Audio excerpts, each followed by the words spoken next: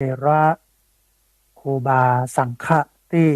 เคารพอย่างสูงทุกรูปเจริญสุขสวัสดีสาธุชนท่านผู้ฟังทุกคนทุกท่านสำหรับสาธุชนท่านผู้ฟังที่ให้เกียรติรับฟังรายการธรรมาภิวัตน์อันเป็นรายการวิทยุเพื่อการเผยแผ่พระพุทธศาสนาส่งเสริมการศึกษาและพัฒนาสังคมรายการนี้รับผิดชอบโดยอาตมาภาพพระสาธิตธีระปัญโยผู้อำนวยการสถาบันธรรมาภิวัตน์สถาบันเพื่อเผยแผ่พระพุทธศาสนาส่งเสริมการศึกษาและพัฒนาสังคมตั้งอยู่ณที่พักสงฆ์สถาบันธรรมาภิวัตน์บ้านศพเตินตำบลศพปาดอำเภอแม่เมาะจังหวัดลำปางรายการนี้ออกอากาศทุกวันอังคารตั้งแต่เวลาตี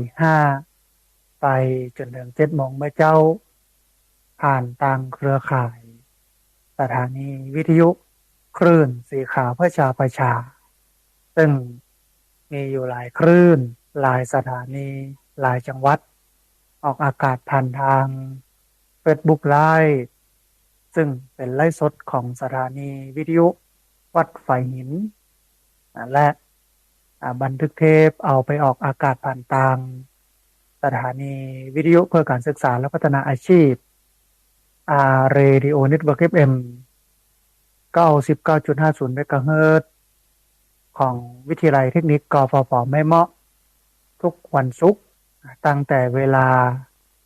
8 โมงถึง 9 โมงไม่เจ้าเป็นต้นไปแล้วก็เอาไปออกผ่านทางเพจ Facebook ของสถานีวิทยุวัดไฟหินแล้วก็เพจของสถาบันธรรมาภิวัตน์ซึ่งช่องทางสุดท้ายต่างหลังนี้ท่านผู้ฟังสามารถไปติดตามรับฟังย้อนหลังไป copy link ไปคัดลอกลิงก์เอาไปส่งไปแชร์ให้กับญาติธรรมทั้งหลายได้ยินได้ฟังกันได้แถมตัวสาธุชนท่านผู้ฟังวันนี้เรายังปะกันในบรรยากาศฤดูร้อนนะแต่ว่าก็ใกล้เข้าสู่ฤดูฝนประมาณสัก2-3 เดือนนะฮะก็จะเข้าสู่ฤดูฝนแต่ว่าช่วงนี้ก็ยังอยู่ในช่วงฤดูร้อนก็ทำให้เราได้รับความร้อนมาเต็มๆนะโดยเฉพาะจังหวัดลำปางนะพุ่งสูงขึ้นถึง45 องศาโดยเฉพาะที่อำเภอเถินนะฮะอุณหภูมิค่อนข้างที่จะสูงแล้วก็หมอกควันไฟป่าในวันก่อนเนี่ยเดินทางไปอำเภอเมืองอำเภอสันติสุขจังหวัดน่านก็ผ่านจังหวัดแปร่ตรงสี่แยกแม่แขมอำเภอรองก็ยังมีความครุกรุ่นของควันไฟไฟไหม้นักกันผู้ฟังซึ่งมันก็เป็นเหตุเป็นปัจจัยหนึ่งที่ทำให้เกิดความร้อนนะฮะทำให้เรานั้นเกิดความร้อนเพราะฉะนั้นท่านผู้ฟังตอนนี้เราก็ต้องมาช่วยกันซึ่งมันเป็นเรื่องใหญ่อะเรื่องความร้อนเนี่ยนะแล้วก็อ่านว่าน้ำแข็งโค่นโลกเหนือก็กำลังละลายมันจะทำให้น้ำสูงขึ้นนะกรุงเทพมหานครเนี่ยเสี่ยงต่อการจะถูกน้ำท่วมนะฮะเพราะว่าภาวะโลกร้อนเนี่ยมันรุนแรงกว่าที่เราคิดเพราะฉะนั้นวันนี้จำเป็นอย่างยิ่งที่จะต้องมาทำให้โลกเย็นขึ้นโดยการเอาต้นไม้นะปลูกกันให้นักนะฮะแล้วก็ต้องไปเช็คโรงงานอุตสาหกรรมต่างๆว่าปล่อยก๊าซพิษที่มันไปทำลายโอโซนนะคือโวกขาดซึ่งมันก็ทำให้แสงแดดทะลุนะมาโดนเราโดยตรงก่อนะต้องไปเช็คกันหลายระบบแต่ที่เราพอที่จะช่วยกันได้ก็คือช่วยกันปลูกต้นไม้ท่านผู้ฟังต้นไม้มันนักขึ้นมันเพิ่มขึ้นท่านผู้ฟังในวันนี้ก็เหมือนกันจะได้มาอู้ถึงเรื่องของความร้อนอู้ถึงเรื่องสภาพอากาศที่มันสุดขั้ว ผลจากโลกร้อนและความปกติใหม่พูดถึงเรื่องของอาการปล่อยก๊าซที่มันทำให้โลกร้อน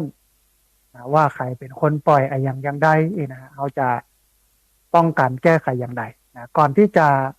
ไปถึงสองเรื่องนี้ท่านผู้ฟังมีข่าวบุญมาคือท่านผู้ฟังได้ร่วมอนุโมทนาบุญแล้วก็ได้ร่วมทำกันก่อนเอาข่าวใกล้ๆนี่ก่อนท่านผู้ฟังในวันอาทิตย์ที่5 พฤษภาคมพุทธศักราช2567เวลา9 โมงครึ่งนะฮะณวัดปากตางเจริญตำบลดอยหล่ออำเภอดอยหล่อจังหวัดเชียงใหม่เปิ้นจะมีพิธีมอบตาตรังรองเจ้าคณะอำเภอดอยหล่อแก่ท่านอาจารย์พระครูอภิวัฒนวิกรมเจ้าอาวาสวัดปากทางเจริญเพราะฉะนั้นท่านไหนที่มีเวลาก็เรียนเชิญเจริญพรไปร่วมกันมุทิตาสักการะท่านอาจารย์พระครูอภิวัฒนวิกรมที่เปิ้นได้ดำรงตำแหน่งรองเจ้าคณะอำเภอดอยหล่อนะฮะพิธีก็จะเริ่มประมาณ9 โมงครึ่งโดยประมาณแต่ถ้าเราไปถึงประมาณสัก7 โมงเอาไปใช้7 โมง9 โมงนะฮะก็จะจับกับเวลาพอดีท่านไหนอยากจะเอาลงทานไปเลี้ยง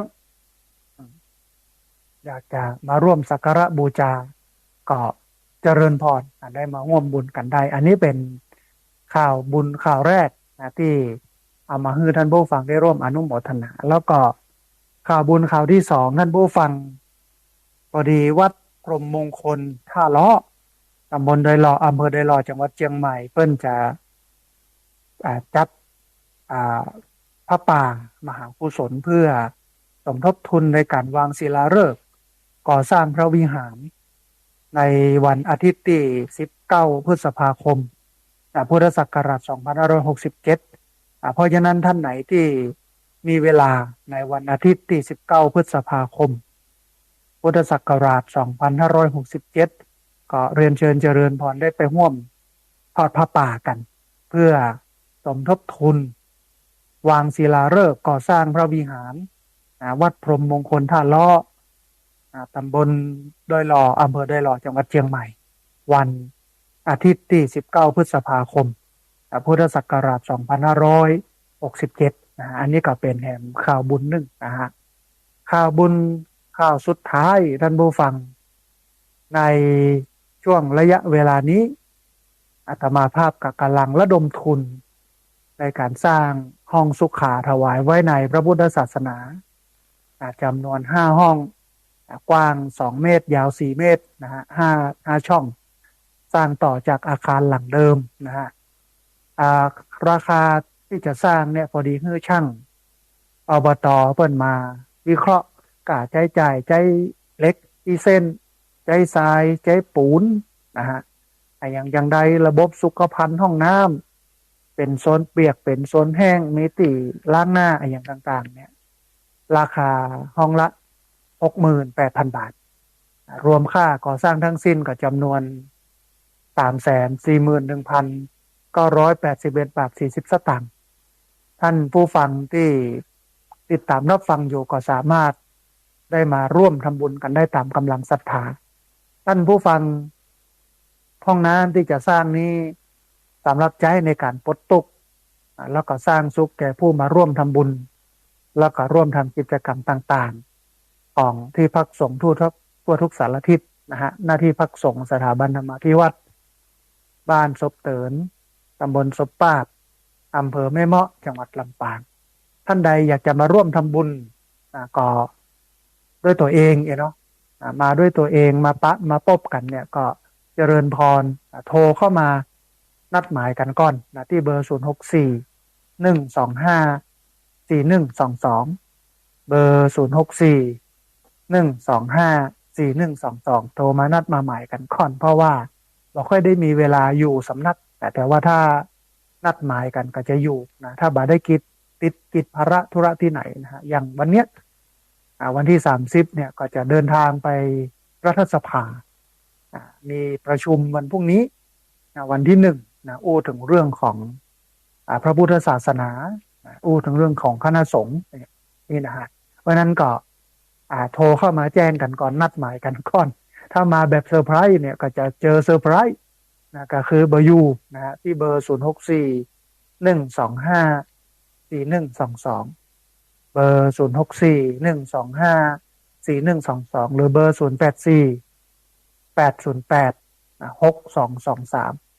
เบอร์0848086223ส่วนสำหรับท่านใดที่ได้มาด้วยตัวเองก็สามารถร่วมทำบุญได้ที่บัญชีเงินฝากของที่พักสงฆ์สถาบันธรรมาภิวัตรเป็นธนาคารกรุงไทยสาขาประตูชัยหมายเลขบัญชี5360755318นะเป็นบัญชีเงินฝากของที่พักสงฆ์สถาบันธรรมาภิวัตรธนาคารกรุงไทยสาขาประตูชัยหมายเลขบัญชี5360755318นะอันนี้ก็เป็นข่าวบุญข่าวกุศลแถมข่าวหนึ่งที่เอามาให้ท่านผู้ฟังได้ร่วมอนุโมทนาแล้วก็ได้ร่วมทำกันนะฮะทีนี้ท่านผู้ฟังเข้ามาสู่เนื้อหาสาระของเราในวันนี้นะฮะก็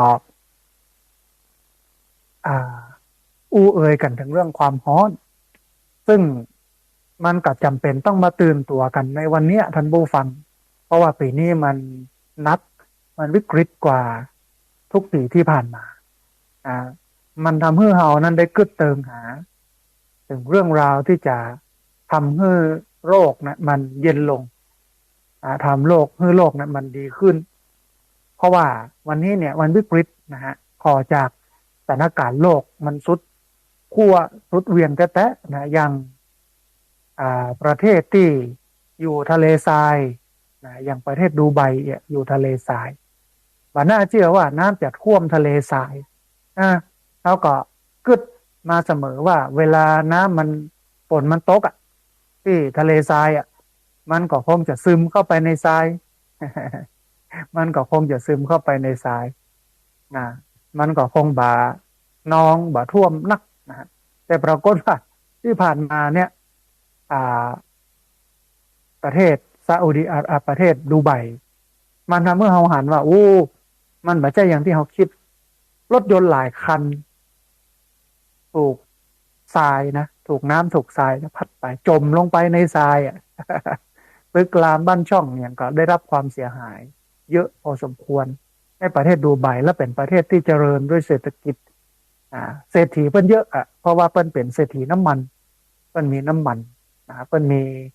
อย่างต่างๆของเพิ่นในการทำให้เศรษฐกิจเพิ่นดีขึ้นแต่ว่ามาเจอภัยธรรมชาตินี่ก็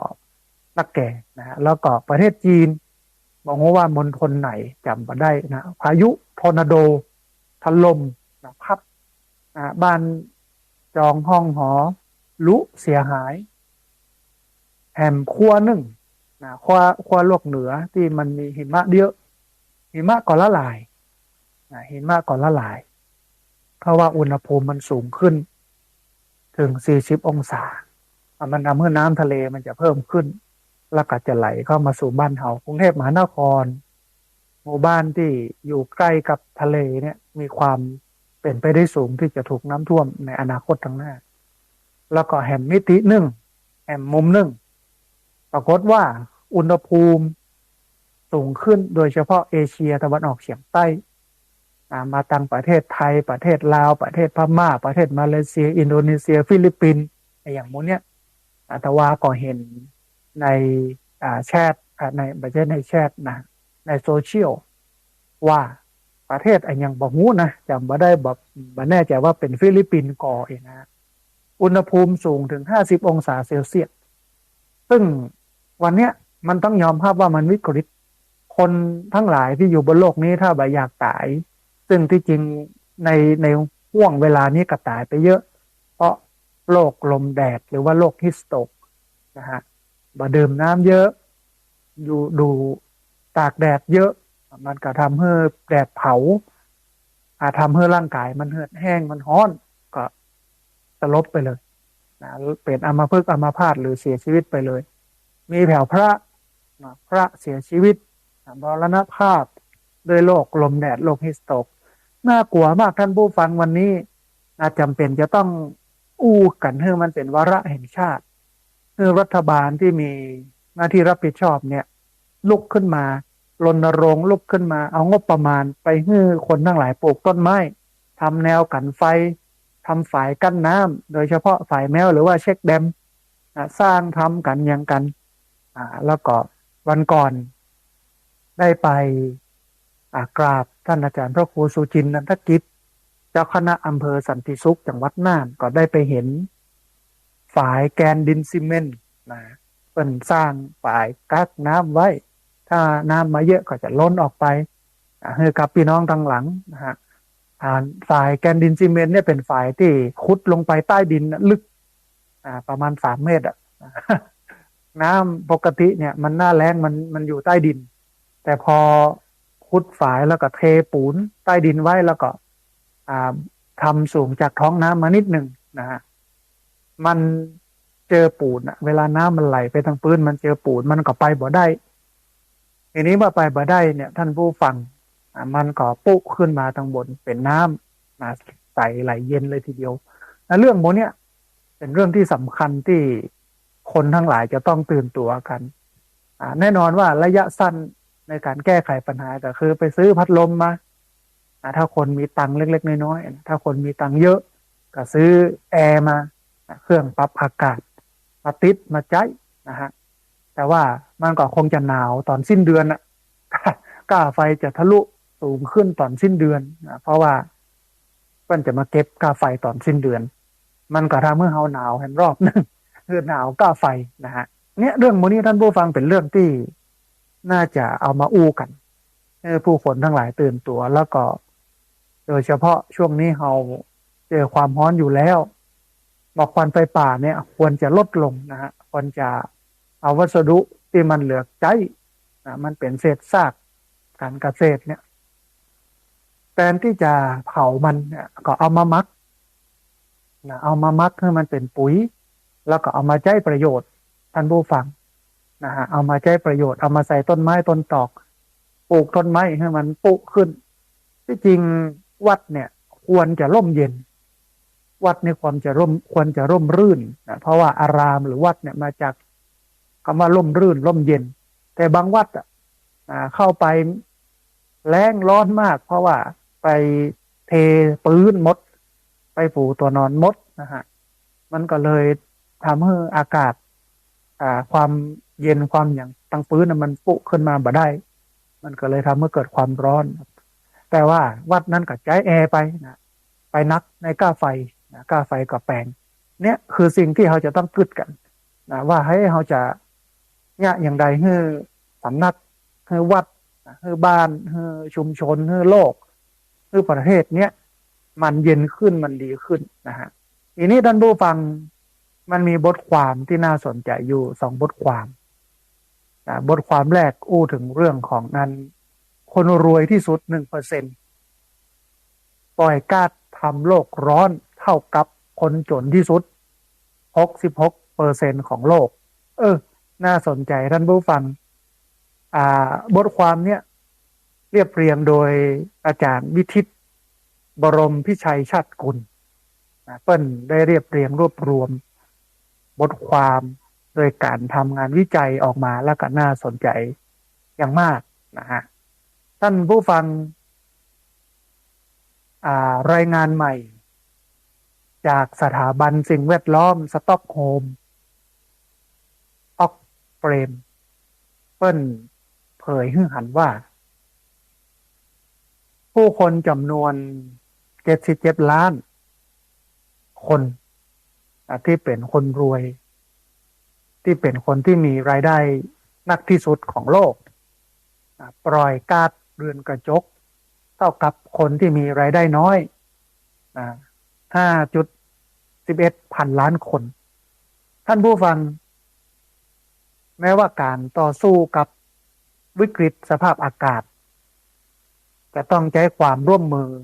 ในทุกกลุ่มประชากรอย่างเท่าเทียมกัน ซึ่งทุกคนเนี่ยก็มีส่วนช่วยโลกต่อสู้กับภาวะโลกร้อนได้เหมือนที่อาตมาภาพบอกนะฮะแต่ก็กลับกลายเป็นว่ากลุ่มคนที่มีสัดส่วนรายได้น้อยที่สุดของโลกต้องรับผลกระทบอย่างบ่เท่าเทียมโดยที่หมู่เขาเนี่ยปล่อยก๊าซคาร์บอนเพียงเล็กน้อยเท่าอันนะฮะคืออากาศร้อนเนี่ยมันกระทบโดยตรงสำหรับคนจนเพราะว่าคนรวยเพิ่นก็อยู่ในห้องแอร์ติดแอร์สบายถ้าร้อนก็เปิดแอร์อยู่ในห้องแอร์วันค่ำเมื่อวันก็อยู่ห้องทำงานเมื่อคืนก็ห้องนอนซึ่งก็ติดแอร์ตึงกู้นะฮะหรือว่าไปทำงานตั้งนอกอาคารตั้งนอกก็ติดแอร์นะฮะแต่ว่าคนจนเนี่ยมันบ่มีแอร์บางครั้งบางทีเนี่ยให้ติดเหมือนกันแต่บ้านมันแบบเอื้อนะเพราะว่ามันโล่งมันโกะมันโกนไปหมดมันมีหูมีป่องต้องมาบูรณะปฏิสังขรณ์บ้านเหียก่อนมันปิดช่องปิดหูซึ่งก็มีรายจ่ายสูงเกี่ยวกับเรื่องของการจะไปทำห้องแอร์ไปซื้อแอร์มาเห็นมากกว่างบที่เอาไปใช้กับการทำห้องแอร์แล้วก็งบซื้อแอร์เนี่ยก็คืองบค่าไฟรายเดือนซึ่งจะต้องเผชิญนะฮะทีนี้ท่านผู้ฟังแม้ว่าการอ่าต่อสู้เนี่ยมันบ่เท่าเทียมมหาเศรษฐีเนี่ยกำลังปล้นสะดมแล้วก็สร้างมลพิษให้กับโลกจนถึงขั้นทำลายล้างนะฮะอ่าคุณโยมอมิดาบเบฮาซึ่งเปิ้นเป็นผู้อำนวยการบริหารชั่วคราวของออกเฟรมเปิ้นกล่าวว่าไอ้พฤติกรรมพวกนี้มันจะส่งผลให้มนุษยชาติเนี่ยต้องเผชิญกับความร้อนจัดน้ำท่วมแล้วก็ความแห้งแล้งนะฮะพฤติกรรมของเศรษฐีหมู่เนี้ยมันทำให้มนุษย์เนี่ยเผชิญกับความร้อนจัดเผชิญกับน้ำท่วมแล้วก็เผชิญกับความแห้งแล้งซึ่งมันผสมดุลถ้าว่าเศรษฐีในพระพุทธศาสนาเนี่ยมันคนละอย่างกับคนรวยนะวันนี้เศรษฐีแปลว่าผู้มีใจสูงผู้มีใจบุญใจใหญ่ใจดีอันนี้ผู้ประเสริฐอันนี้คือความหมายของพุทธศาสนาแสดงว่าคนคนนั้นเนี่ยมีเงินแล้วก็เอาเงินเนี่ยไปใช้ให้เป็นประโยชน์ต่อโลกหรือได้เงินมาโดยที่บ่ไปเบียดเบียนไผ่อันนี้คือเศรษฐีของแท้นะฮะแต่ว่าเศรษฐีที่เป็นอยู่ณวันนี้เนี่ยมันโลภโมโทสันนะบางคนนะเนาะนะฮะความโลภมันนักล้ำไปมันบอกครอบคลุมความโลภของตัวเองไปจำกัดความโลภของตนเองจนกระทั่งที่ว่ามาสร้างความเดือดร้อนให้กับพี่น้องถึงหมู่เนี่ยนะฮะท่านผู้ฟังจากรายงานที่เผยแพร่โดยออกเฟรมซึ่งเป็นองค์กรระดับโลกที่มาแสวงกำไรเพื่อต่อสู้กับความบ่เท่าเทียมกันของโลกโดยเก็บข้อมูลตั้งแต่ปี1990ถึง2019เปิ้ลระบุว่าคนที่รวยที่สุดของโลกซึ่งมีอยู่ราว 1% ของประชากรทั้งหมดหรือประมาณ77ล้านคน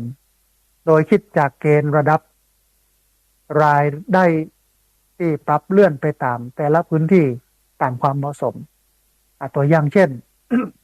ในประเทศสหรัฐอเมริกากลุ่มคนที่จะถือว่ารวยได้เนี่ยต้องมีรายได้อยู่ที่ประมาณ140,000 ดอลลาร์ประมาณ4.9ล้านบาทต่อปีต่อปีแต่ปีในขณะที่ประเทศเคนยาคนที่รวยจะมีรายได้อยู่ประมาณ40,000 ดอลลาร์ราว1.4ล้านบาทต่อปีเนื่องจากขนาดเศรษฐกิจแล้วก็ค่าเงินที่มันแตกต่างกันแต่โดยรวมแล้วเนี่ยท่านผู้ฟังกลุ่มคนเหล่านี้เนี่ย คือเป็นกลุ่มคนรวยที่สุดของโลกได้ปล่อยก๊าซเรือนกระจกแต่คิดเป็นสัดส่วนทั้งหมดเนี่ยประมาณ16%ของการปล่อยทั่วโลกในปี2019ซึ่งเป็นปริมาณที่เท่ากับประชากร66%ที่มีรายได้น้อยที่สุดปล่อยประมาณ5.11พันล้านคนนะฮะรายงานยังได้เปรียบเทียบท่านผู้ฟังเพิ่มเติมเห็นว่าในปริมาณที่เท่ากันเนี่ยต้องใช้เวลา1,500 ปีกว่าที่99%ของคนในกลุ่มรายได้น้อยที่สุดปล่อยคาร์บอนได้ออกมาเท่ากับมหาเศรษฐีปล่อยภายในเดือนเดียวว่าเพียงต้องอ่านท่านผู้ฟังทุกการปล่อยก๊าซเรือนกระจกของบุคคลร่ำรวยจะไปยกเลิกส่วนต่างการประหยัดคาร์บอนที่มาจากกังหันลมผลิตไฟฟ้าเกือบ1 ล้านตัวสิ่งที่น่าเศร้าก็คือว่าปริมาณก๊าซคาร์บอนท่านผู้ฟังที่กลุ่มคนรวยเนี่ยเพิ่นปล่อยออกมานั่นเนี่ยเพียงพอที่จะสร้างผลกระทบต่างๆบอกว่าจะเป็นสภาพอากาศความร้อนนะวันนี้เขาปะแต่ความร้อนมันบ่ใช่แค่เรื่องของการตัดต้นไม้อย่างเดียวนะมันบ่ใช่แค่เรื่องของต้นไม้มันน้อยอย่างเดียวแต่ว่ามันเกิดจากการโรงงานอุตสาหกรรมทั้งหลายทั้งปวงเนี่ยปล่อยก๊าซเรือนกระจกออกมามันสร้างผลกระทบทำให้เกิดความร้อนเกิดโรคภัยไข้เจ็บ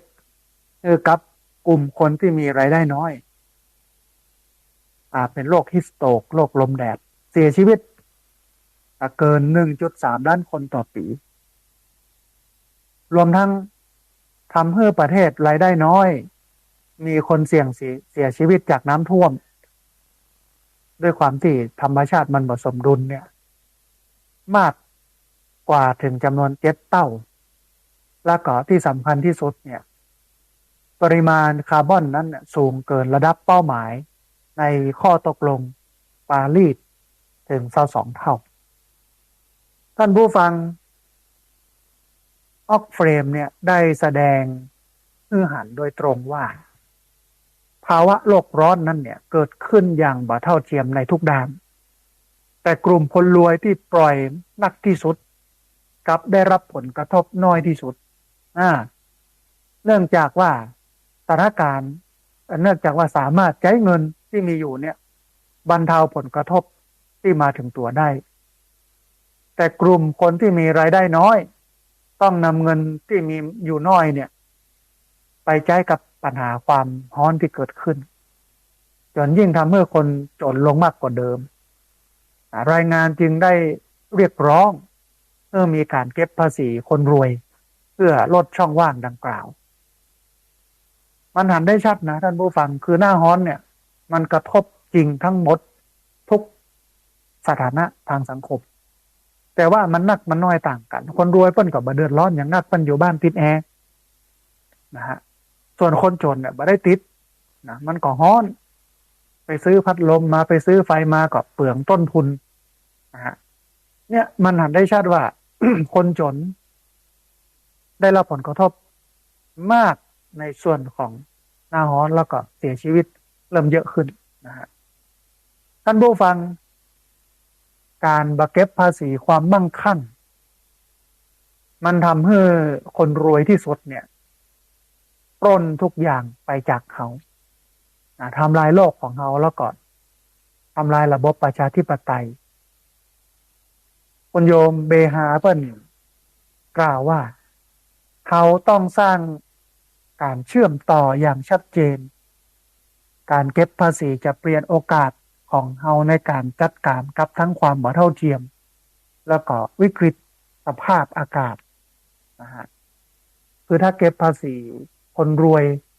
ที่เปิ้นปล่อยก๊าซเรือนกระจกเยอะเนี่ยเอามาเฉลี่ยให้กับคนตุกเอามาใช้สร้างอินฟราสตรัคเจอร์หรือว่าโครงสร้างพื้นฐานถนนหนทางสะพานอะไรอย่างต่างๆเนี่ยมันจะได้ประโยชน์นักนะฮะท่าน ฟัง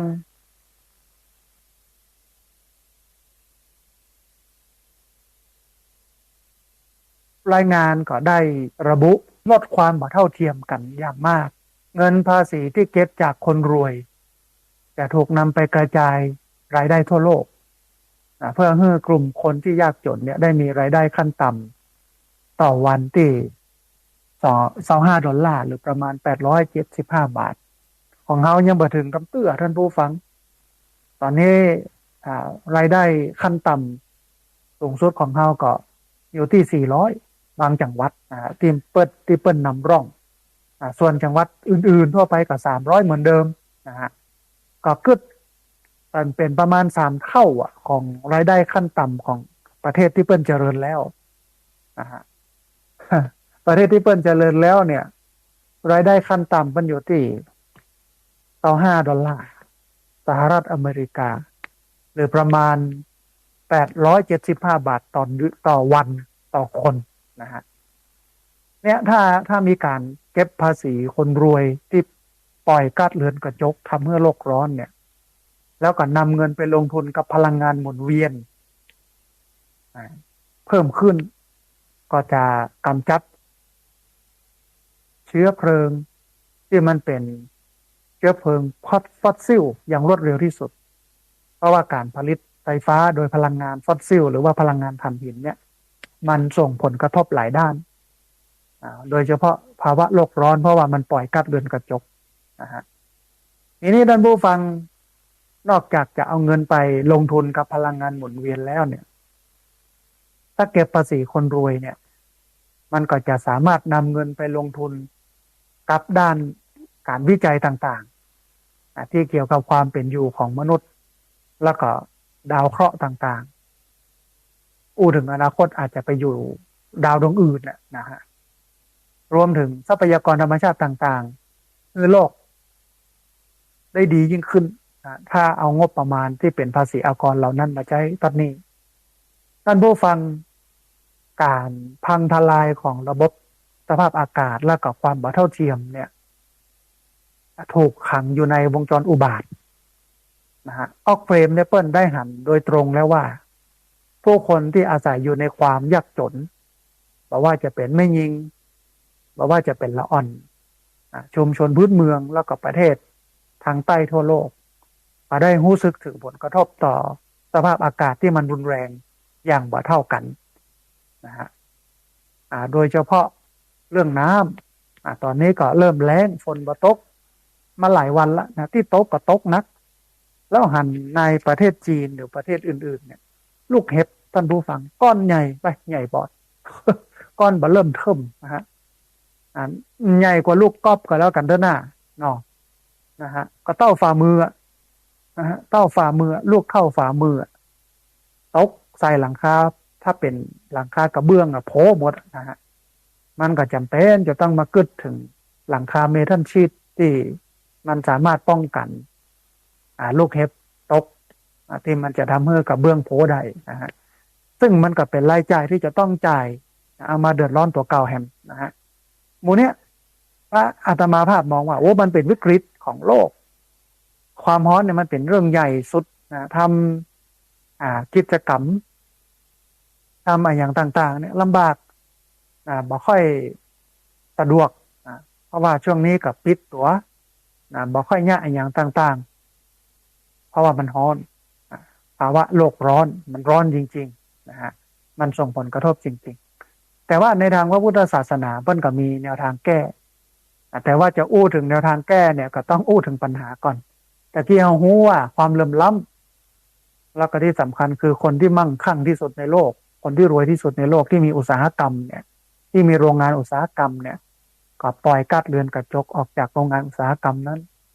ไปกระทบผู้คนแต่ในการปล่อยก๊าซเรือนกระจกเนี่ยอาจจะปล่อยทางตรงคือเป็นโรงงานอุตสาหกรรมก็ได้นะฮะทางอ้อมก็คือใจผลิตภัณฑ์สตาร์ทรถเปิดแอร์อย่างต่างๆหมดเนี้ยมันก็ทำลายโอโซนมันก็ทำให้เกิดความร้อนได้ท่านผู้ฟังมันมีบทความแห่งบทความหนึ่งที่ถึงสภาพอากาศสุดขั้ว ลจากโลกร้อนและกับความปกติใหม่นะฮะเป็นบทความที่น่าสนใจ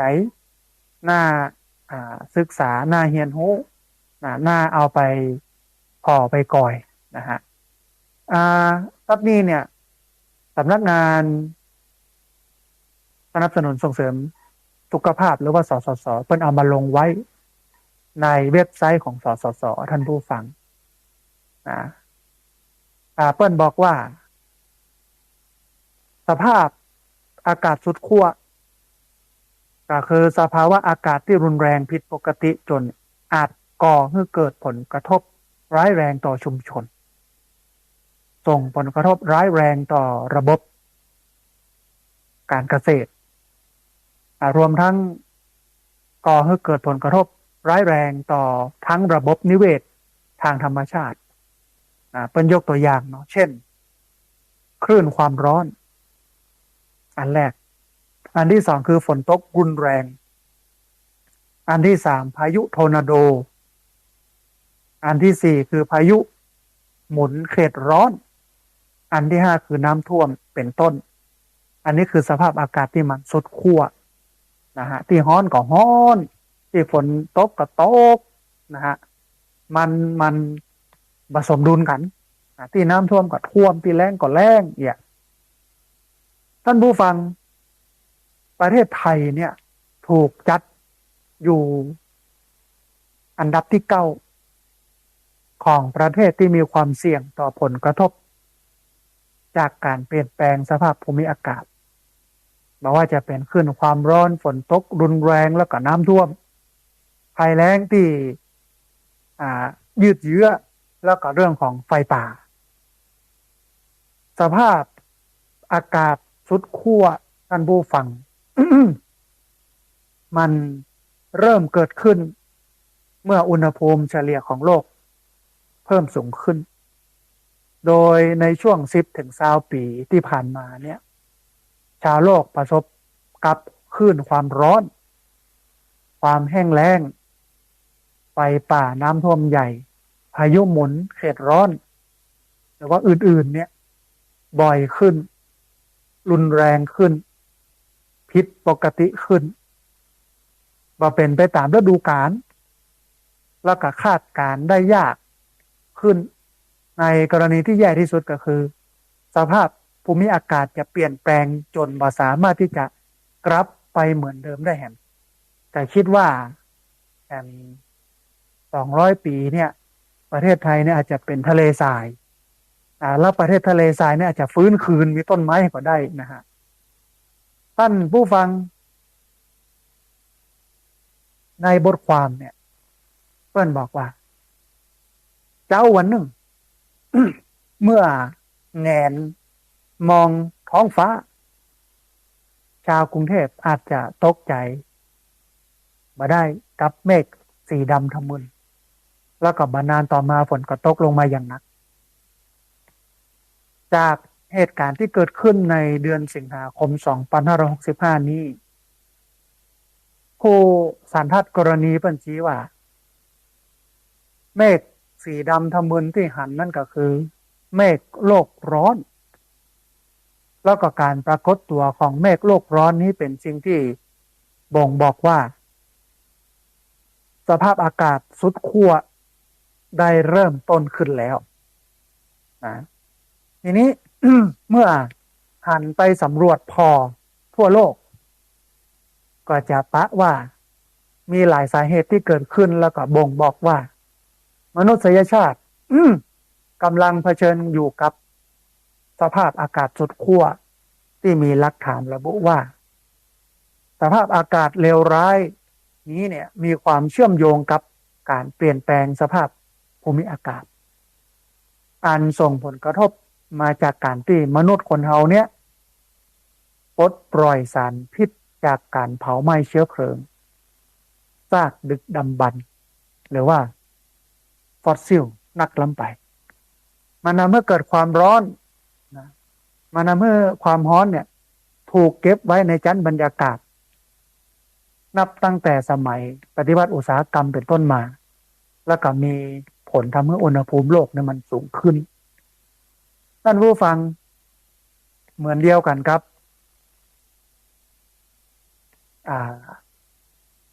ผลกระทบจากภาวะโลกร้อนประเทศยากจนเป็นหน้าด่านการเผชิญกับสภาพอากาศสุดขั้วในจำนวนประเทศเหล่านี้เนี่ยไทยเองก็หลีกเลี่ยงบ่พ้นโดยคาดการณ์ว่าไทยนี่จะติดอันดับต้นๆของโลกที่จะได้รับผลกระทบจากภาวะโลกร้อนนะฮะคำถามก็คือว่าท่านผู้ฟังในวันนี้เนี่ยเฮาหู้จักสภาพอากาศสุดขั้วกันแล้วกะเฮาควรเตรียมตัวเพื่อเผชิญหน้ากับเรื่องนี้อย่างไรแล้วก็ทำอย่างไรจึงจะช่วยกันยับยั้งช่วยกันป้องกันหรือว่าช่วยกันแก้ไขปัญหานี้ให้มันบรรเทาเบาบางหรือว่าผ่านพ้นไปได้ท่านผู้ฟังสภาพ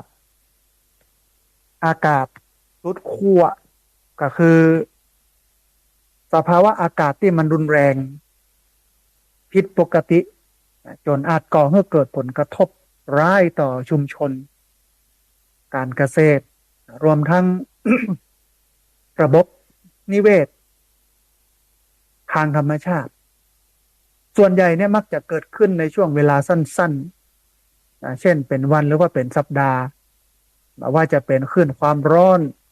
บอกว่าจะเป็นฝนตกรุนแรงบอกว่าจะเป็นพายุทอร์นาโด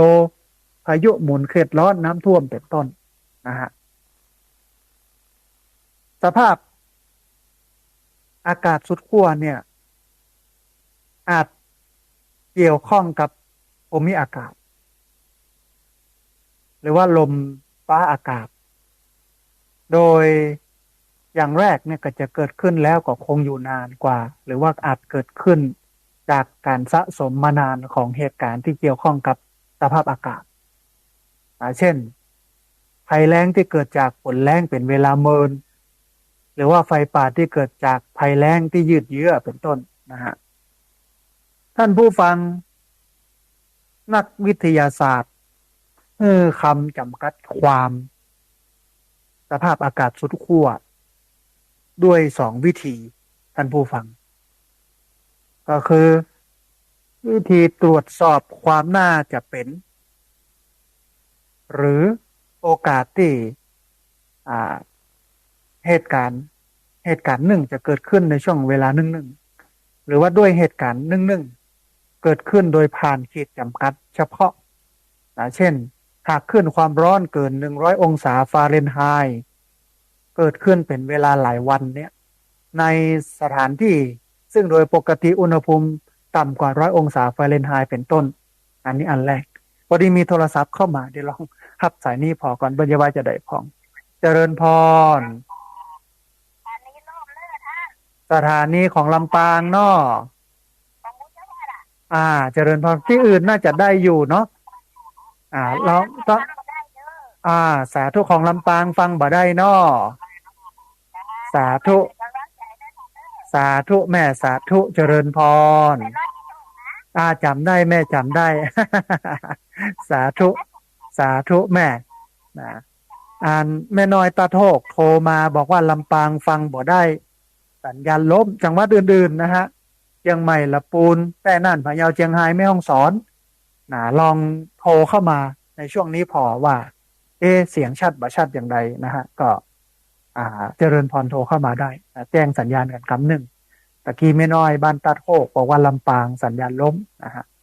ทีนี้ท่านผู้ฟังแถมอันหนึ่งก็คือสภาพอากาศสุดขั้ว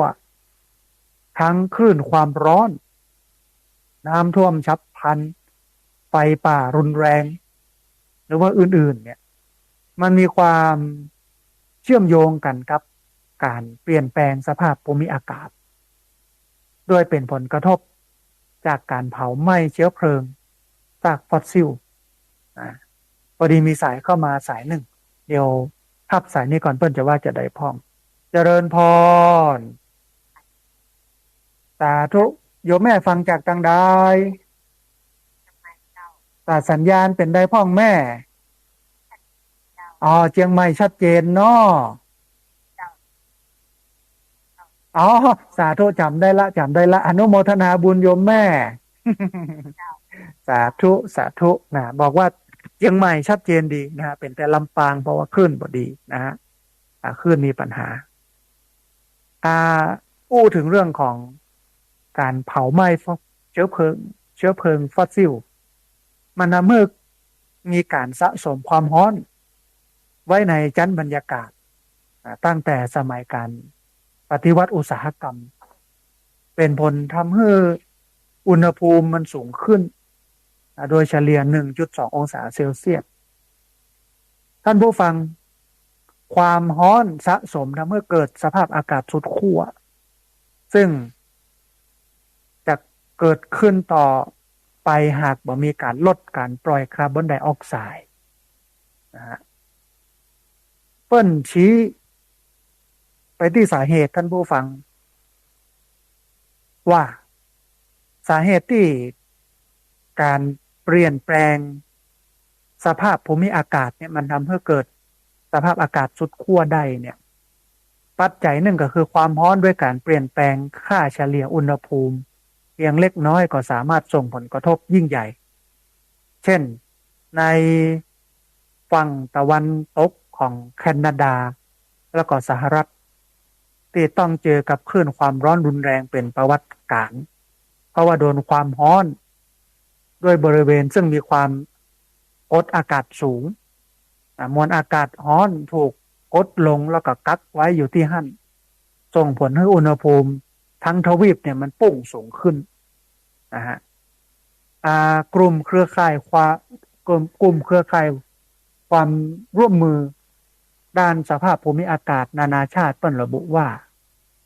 คลื่นความร้อนรุนแรงแบบนี้เนี่ยจะบ่มีทางเกิดขึ้นได้เลยหากบ่ใช่เพราะการเปลี่ยนแปลงของสภาพภูมิอากาศบ่ใช่ทวีปอเมริกาเหนือต้องอันท่านผู้ฟังที่มีปรากฏการณ์อย่างนี้เกิดขึ้นประเทศรัสเซียประเทศไอร์แลนด์เหนือแล้วก็ทวีปแอนตาร์กติกาก็เจออย่างเงี้ยตัว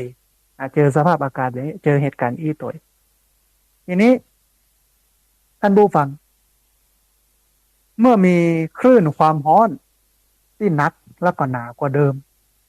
อาจจะทำให้ภาวะแล้งมันรุนแรงขึ้นกว่าเดิมหากฝนตกระหว่างมีคลื่นความร้อนน้อยลงความชื้นบนผืนดิน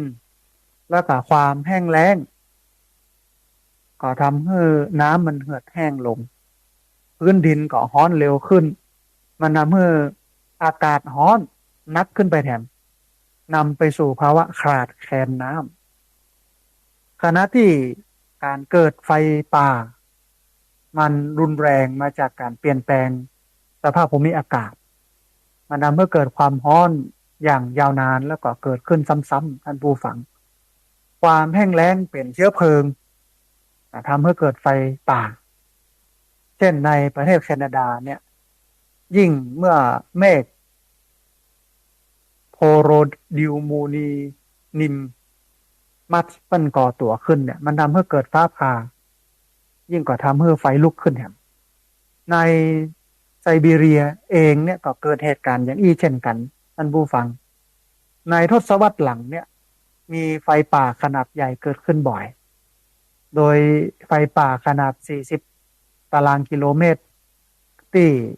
เผาผลาญฝั่งตะวันตกของประเทศสหรัฐอเมริกามันเกิดขึ้นบ่อยกว่าในช่วงทศวรรษ1970ถึงประมาณ7เท่าด้วยฝนที่ตกหนักกว่าเดิมทำให้ในปีพุทธศักราช2564มันเกิดน้ำท่วมหนักเป็นประวัติการณ์ที่ประเทศจีนที่ประเทศเยอรมันที่ประเทศเบลเยียมแล้วก็ประเทศเนเธอร์แลนด์นะฮะผู้เชี่ยวชาญด้านน้ำท่วมเนี่ยเปิ้นก็พอกอยหรือว่าเปิ้นก็มองว่าเมื่อมีพื้นที่แห้งแล้งอย่างในไซบีเรียหรือว่าภาคตะวันตกของสหรัฐอเมริกามันหนักขึ้นฝนก็ไปตกที่อื่นแทนโดยเฉพาะในพื้นที่ที่มันน้อยกว่า อย่างเช่นในเยอรมนีหรือว่าเบลเยียมที่ทำให้เกิดน้ำท่วมรุนแรงท่านผู้ฟังประเทศไทยในสภาพอากาศสุดขั้วจากเช้าวันหนึ่งในเดือนสิงหาคม2565เมื่อเมฆดำทะมึนที่ทำให้กรุงเทพยามเจ้ากลายเป็นกลางคืนอาจารย์ผู้ช่วยศาสตราจารย์ด็อกเตอร์คนทำรงนาวาสวัสดิ์อาจารย์ประจำภาควิชาวิทยาศาสตร์ทางทะเลคณะประมงมหาวิทยาลัยเกษตรเปิ้ลอธิบายไว้ว่านั่นคือเมฆโลกร้อนซึ่งเกิดจากทะเลร้อนน้ำระเหยเยอะอากาศร้อนจุไอน้ำได้มากขึ้นกลายเป็นเมฆจุน้ำมหาศาลพร้อมกลายเป็นฝนและนี่คือการเริ่มต้นของยุคโลกร้อนนะฮะโดยสภาพอากาศสุดขั้วเนี่ยท่านผู้ฟังเกิดจากความแปรปรวนของโลกหลังจากที่มนุษย์เนี่ยปล่อยก๊าซเรือนกระจกสะสมไว้เมินก็กลายเป็นภัยพิบัติ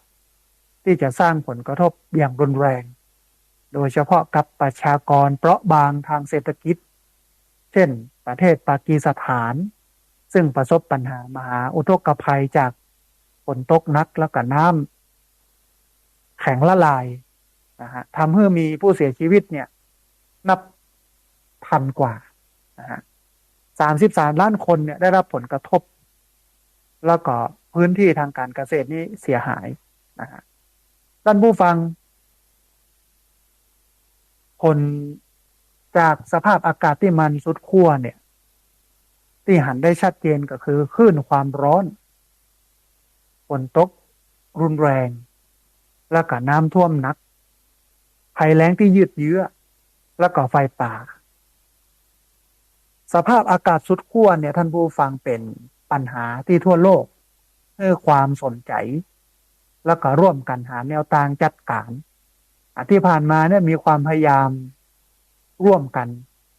จำกัดการเพิ่มขึ้นของอุณหภูมิของโลกมาให้สูงขึ้นรวมไปถึงการกำหนดเป้าหมายการปล่อยก๊าซเรือนกระจกสุทธิเป็นศูนย์หรือว่าให้เข้าใกล้ศูนย์เพื่อได้นักที่สุดนะฮะในความตกลงปารีสทั่วโลกเนี่ยมีเป้าหมายที่จะจำกัดปริมาณก๊าซเรือนกระจกที่เกิดจากกิจกรรมของมนุษย์เมื่ออยู่ในระดับที่ต้นไม้ดินแล้วก็มหาสมุทรเนี่ยสามารถดูดซับได้ทั้งยังจัดให้มีเงินทุนด้านภูมิอากาศที่ประเทศร่ำรวยช่วยเหลือประเทศอื่นๆในการบริหารจัดการการเปลี่ยนแปลงของสภาพอากาศท่านผู้ฟังประเทศไทยเนี่ย มีแผนแม่บทรองรับการเปลี่ยนแปลงสภาพภูมิอากาศพ.ศ. 2558ถึง2593แผนที่นำทางการลดก๊าซเรือนกระจกของประเทศ ในปี2564ถึงปี2573และก็แผนการปรับตัวต่อการเปลี่ยนแปลงสภาพภูมิอากาศแห่งชาติเพื่อรับมือกับสภาพภูมิอากาศอย่างใดก็ดีท่านผู้ฟังสภาพอากาศสุดขั้วที่คาดว่าจะทวีความรุนแรงนักขึ้นแผนหรือว่านโยบายเหล่านั้นเนี่ยจะช่วยให้โลกลดการเผชิญกับคลื่นความร้อนกับน้ำท่วมหรือว่ากับภัยแล้งได้หรือไม่อันนี้ก็เป็นเรื่องหนึ่งที่จะต้องมาพิสูจน์กันดร.ทรยังบอกต่อแถมว่าเมืองไทยเองก็กำลังเผชิญกับน้ำท่วมใหญ่มีน้ำป่าฉับพลันซึ่งเป็นบางตัวอย่างของภาวะโลกร้อนนะฮะท่านผู้ฟังหากย้อนปิกไปพอการเกิด สภาพอากาศสุดขั้วเขาก็จะปะว่าเหตุการณ์เกิดขึ้นในช่วง2 ปีหลังโดยเฉพาะในปี2564แล้วก็ทำลายสถิติต่างๆในอดีตเพราะว่าจะเป็นอ่า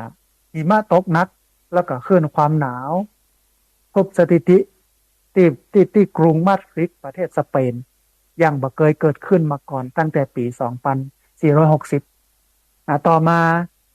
ก็ได้เข้าปะทะที่รัฐเท็กซัสประเทศสหรัฐอเมริกาอย่างรุนแรงทำให้อุณหภูมิที่ต่ำจนกลายเป็นสถิติใหม่พายุไซโคลนในประเทศแอฟริกาเข้าถล่มชายฝั่งในโมซัมบิกตั้งแต่ปี2562ส่งผลกระทบต่อประชากรต่อการสูญเสียที่อยู่ในที่อยู่อาศัยโรงเรียนถนนอินฟราสตรัคเจอร์ก็คือระบบสาธารณูปโภคต่างๆเนี่ยได้รับความเสียหายมีผู้เสียชีวิตบาดเจ็บจำนวนมากในมาดากัสการ์ในประเทศโมซัมบิกในประเทศซิมบับเวในประเทศแอฟริกาใต้นะฮะแล้วก็พายุทราย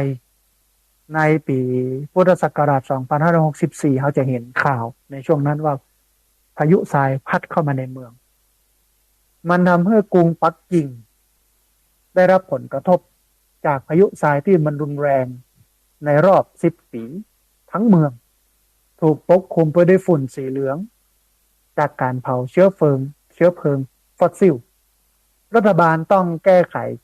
การใช้เชื้อเพลิงฟอสซิลรวมทั้งถ่านหินน้ำมันแล้วก็ก๊าซเพื่อคืนอากาศสะอาดให้กับประชาชนนะฮะนอกจากนี้ท่านผู้ฟังยังมีน้ำท่วมฉับพลันในประเทศออสเตรเลียในประเทศยุโรปแล้วก็ในเอเชียรวมจนถึงประเทศดูไบไฟป่าในภูมิภาคเมดิเตอร์เรเนียนบอกว่าจะเป็นประเทศอาร์เจนตินาที่แคลิฟอร์เนียสหรัฐอเมริกาแล้วก็ไฟไหม้ป่าในประเทศรัสเซียซึ่งสร้างผลกระทบต่อไซบีเรียอย่างมากทำให้เกิดฝุ่นควันไปถึงขั้วโลกเหนือในสหรัฐยังเกิดพายุทอร์นาโดสร้างความเสียหายเป็นวงกว้างด้านภูมิภาคเอเชียตะวันออกท่านผู้ฟัง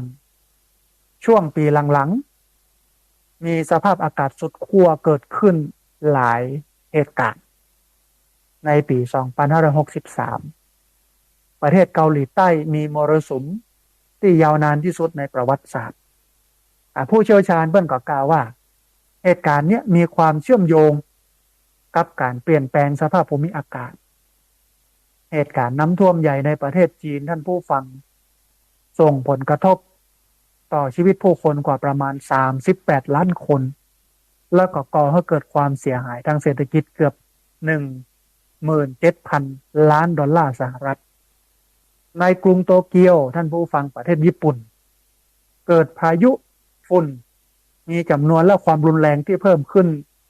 50%เทียบกับช่วง20 ปีที่ผ่านมานี่มันเพิ่มขึ้นนะฮะสภาพ ภูมิอากาศในเอเชียตะวันออกได้รับอิทธิพลเนี่ยมาจากพายุไต้ฝุ่นอย่างมากนักวิทยาศาสตร์เนี่ยท่านผู้ฟังเปิ้นชี้ให้หันว่ารูปแบบของพายุมันเปลี่ยนไปในช่วงบักกี่ปีที่ผ่านมาส่วนใหญ่เนี่ยถูกขับเคลื่อนด้วยอุณหภูมิพื้นผิวทะเลที่มันสูงขึ้นแล้วก็แถมส่วนหนึ่งคือพายุไต้ฝุ่นยังเคลื่อนตัวไปทางทิศเหนือทำให้ประเทศญี่ปุ่นและกับประเทศจีนเนี่ยได้รับผลกระทบบ่อยขึ้นนะฮะด้วยแรงกดดันจากความร้อนแล้วก็อุณหภูมิที่เพิ่มสูงขึ้นในมหาสมุทรแปซิฟิกมันทำให้เกิดปรากฏการณ์ปะการังฟอกขาวในประเทศไทยวันนี้เกิดเยอะปะการังฟอกขาวคือปะการังตายมันบ่งบอกว่าสภาพอากาศมันแย่สุดๆละนะฮะใน ในอ่ามหาสมุทรแปซิฟิกที่ปะการังมันฟอกขาวเนี่ยมันรุนแรงที่สุดนะในรอบ22 ปีนะฮะขณะที่อากาศร้อนในจีนแล้วก็เกาหลีใต้เนี่ยทำลายสถิติอุณหภูมิที่สูงสุดนะของเอเชียตะวันออกโดยที่ประเทศฮ่องกงเนี่ยประสบปัญหาอากาศร้อนเมินกว่าประมาณ43 วันมากกว่าจำนวนวันที่มีอุณหภูมิปกติเฉลี่ยจนถึง32 วันนะฮะ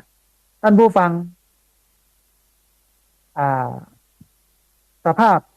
อาการผิดปกติเนี่ยมันส่งผลกระทบร้ายแรงต่อสุขภาพผู้คนส่งผลกระทบต่อการเพาะปลูกเพราะว่าช่วงเนี้ยบัดพักเนี่ยแปลงมาก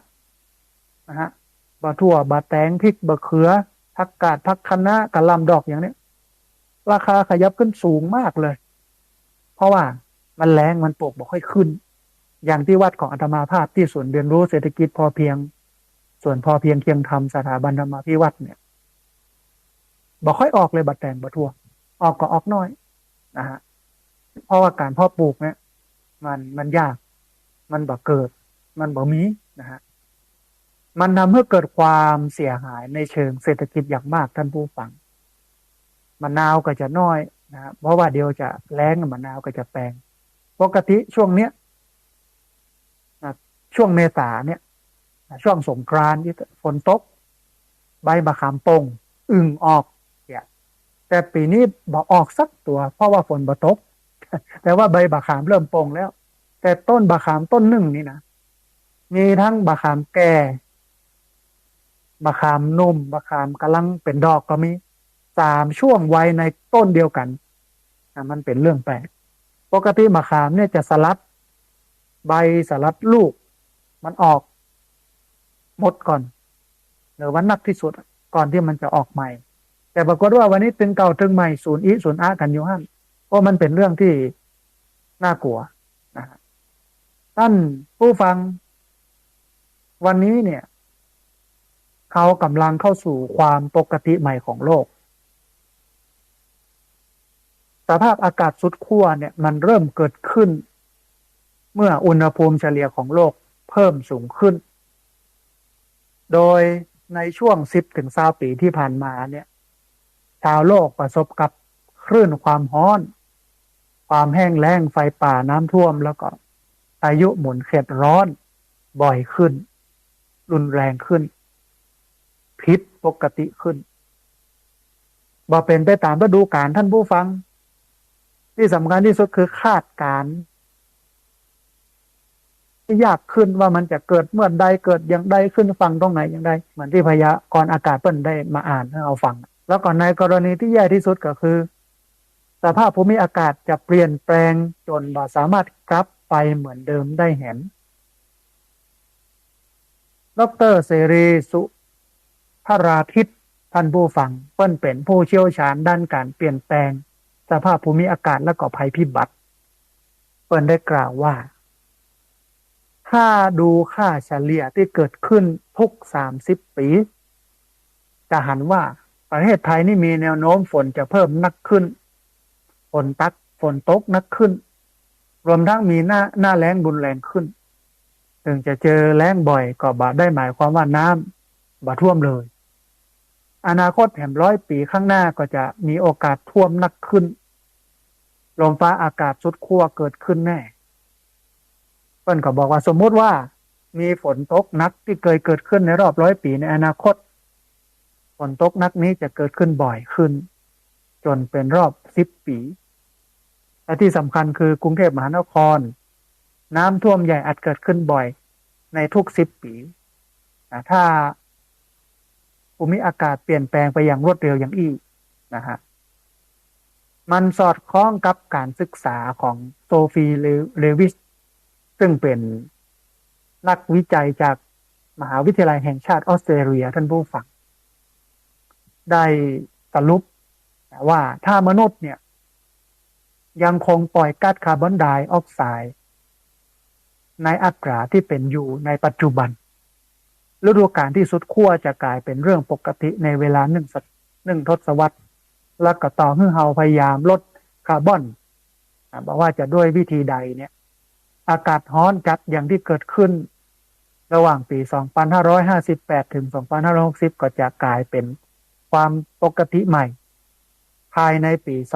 2583 อยู่ดีนะฮะการเกิดสภาพอากาศสุดขั้วท่านผู้ฟังที่ทำลายสถิติ หลายเหตุการณ์ทั่วโลกสนับสนุนแนวโน้มที่ว่าในระยะยาวเนี่ยจะมีเหตุการณ์เหล่านี้เกิดขึ้นเพิ่มขึ้นเรื่อยๆโดยมีหลักฐานแสดงให้เห็นว่าการเปลี่ยนแปลงสภาพภูมิอากาศกำลังเพิ่มความเสี่ยงในการเกิดสภาพอากาศสุดขั้วพื้นหนาวก็หนาวจัดร้อนก็ร้อนจัด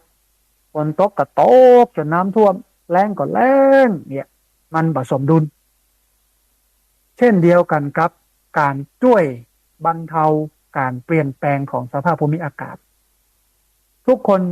สร้างความแตกต่างได้เพื่อลดผลกระทบจากวิกฤตด้านสภาพอากาศโลกที่กำลังเผชิญกันอยู่นี้เริ่มต้นในบ้านเลยท่านผู้ฟังเช่นช่วยกันประหยัดพลังงาน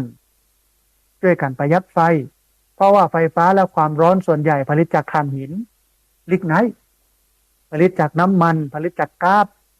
การใช้พลังงานให้น้อยลงเนี่ยมันจะช่วยได้ใช้ขนส่งสาธารณะให้หนักขึ้นประเทศไทยก็ต้องมาพอทัดนี้เพราะว่าบางคนใช้บ่สะดวกนะฮะคือถ้ามาใช้การขนส่งสาธารณะเนี่ยมันเป็นการลดการเผาไหม้น้ำมันดีเซลหรือว่าเบนซินจากการขับเคลื่อนของยานพาหนะการเดินหรือว่าปั่นรถถีบ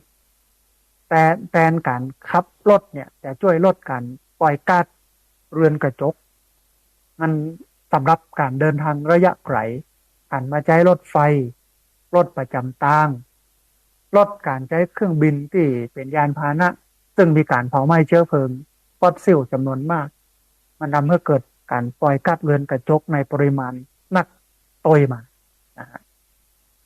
ทิ้งอาหารให้น้อยลงท่านผู้ฟังทุกครั้งที่ทิ้งอาหารเนี่ยหมายความว่าเรากำลังทิ้งทรัพยากรแล้วก็พลังงานซึ่งใช้ในการปลูกใช้ในการผลิตใช้ในการบรรจุแล้วก็ใช้ในการขนส่งอาหารที่เน่าเสียอยู่ในหลุมฝังจะเก็บจะกรบก็จะปล่อยก๊าซมีเทนซึ่งเป็นก๊าซเรือนกระจกอันตรายซึ่งควรบริโภคสิ่งที่ซื้อมาให้มันหมดแล้วก็นำส่วนที่เหลือมาเนี่ยปุ๋ยอันนี้คือลดการทิ้งอาหารน้อยลงแต่มันนั่นคือลดการใช้หรือใช้ซ้ำหรือว่าซ่อมแซมรีไซเคิลอุปกรณ์อิเล็กทรอนิกส์เสื้อผ้าและอื่นๆเข้าของเครื่องใช้ต่างๆที่เราซื้อมาต่างก่อนเมื่อเกิดการปล่อยก๊าซเรือนกระจกปล่อยก๊าซคาร์บอนในที่สุด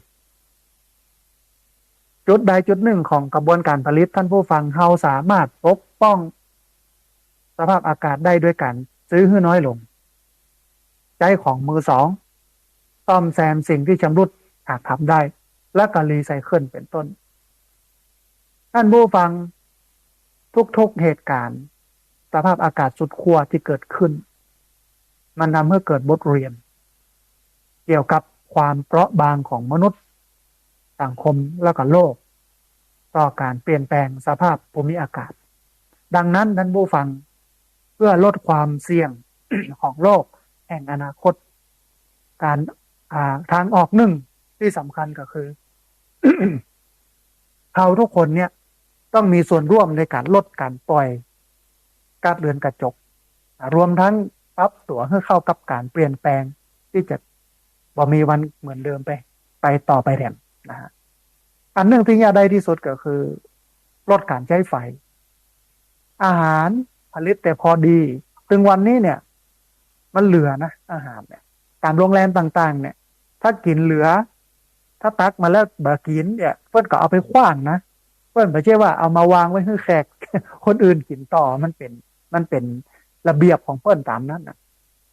ตักมาแล้วบ่ได้กินสักกำอยากกินอันอื่นเห็นหมดเสี่ยงปุ๊บ อันนี้ได้กินสกรรมแทนที่จะเก็บไว้ที่เดิมเปิ้นขว้างหมดอันนี้เรื่องหนึ่งลดการใช้ไฟลงไฟฟ้าเนี่ยมันผลิตจากฟอสซิลนะผลิตอ่าโดยก๊าซธรรมชาติน้ำมันซึ่งมันก็กระบวนการผลิตเนี่ยมันทำให้เกิดก๊าซเรือนกระจกคาร์บอนส่งผลกระทบต่อหมู่เฮานะฮะที่สำคัญที่สุดที่ทำได้วันนี้คือต้องปลูกต้นไม้ต้องปลูกต้นไม้ปลูกต้นไม้นักๆทำให้ต้นไม้มีในวัดในว่าเฮาเยอะๆในบ้านในจองเยอะๆอย่าไปตัดท่านผู้ฟังหลายคนบอกมันขึ้นหลังคามันเกิกนั่นเกิกนี่อานามาภาพตับไม้ตะกอนอยู่วัดร่ำเปิงตะโพธารามตำบลสุเทพอำเภอเมืองจังหวัดเชียงใหม่หลายคนก็บอกว่าตัดต้นไม้เหี่ยเดี๋ยวมันจะล้มใส่กุฏิหลวงพ่อเจ้าวาดเปิ้นให้ข้อคิดไว้น่าสนใจว่าโอ้กว่าต้นไม้จะโตมาขนาดนี้เสียดายมันถ้ามันตกใส่กุฏิปังเขาก็ซ่อมไปเขาก็แปลงไปแต่เขาแปลงต้นไม้บ่ได้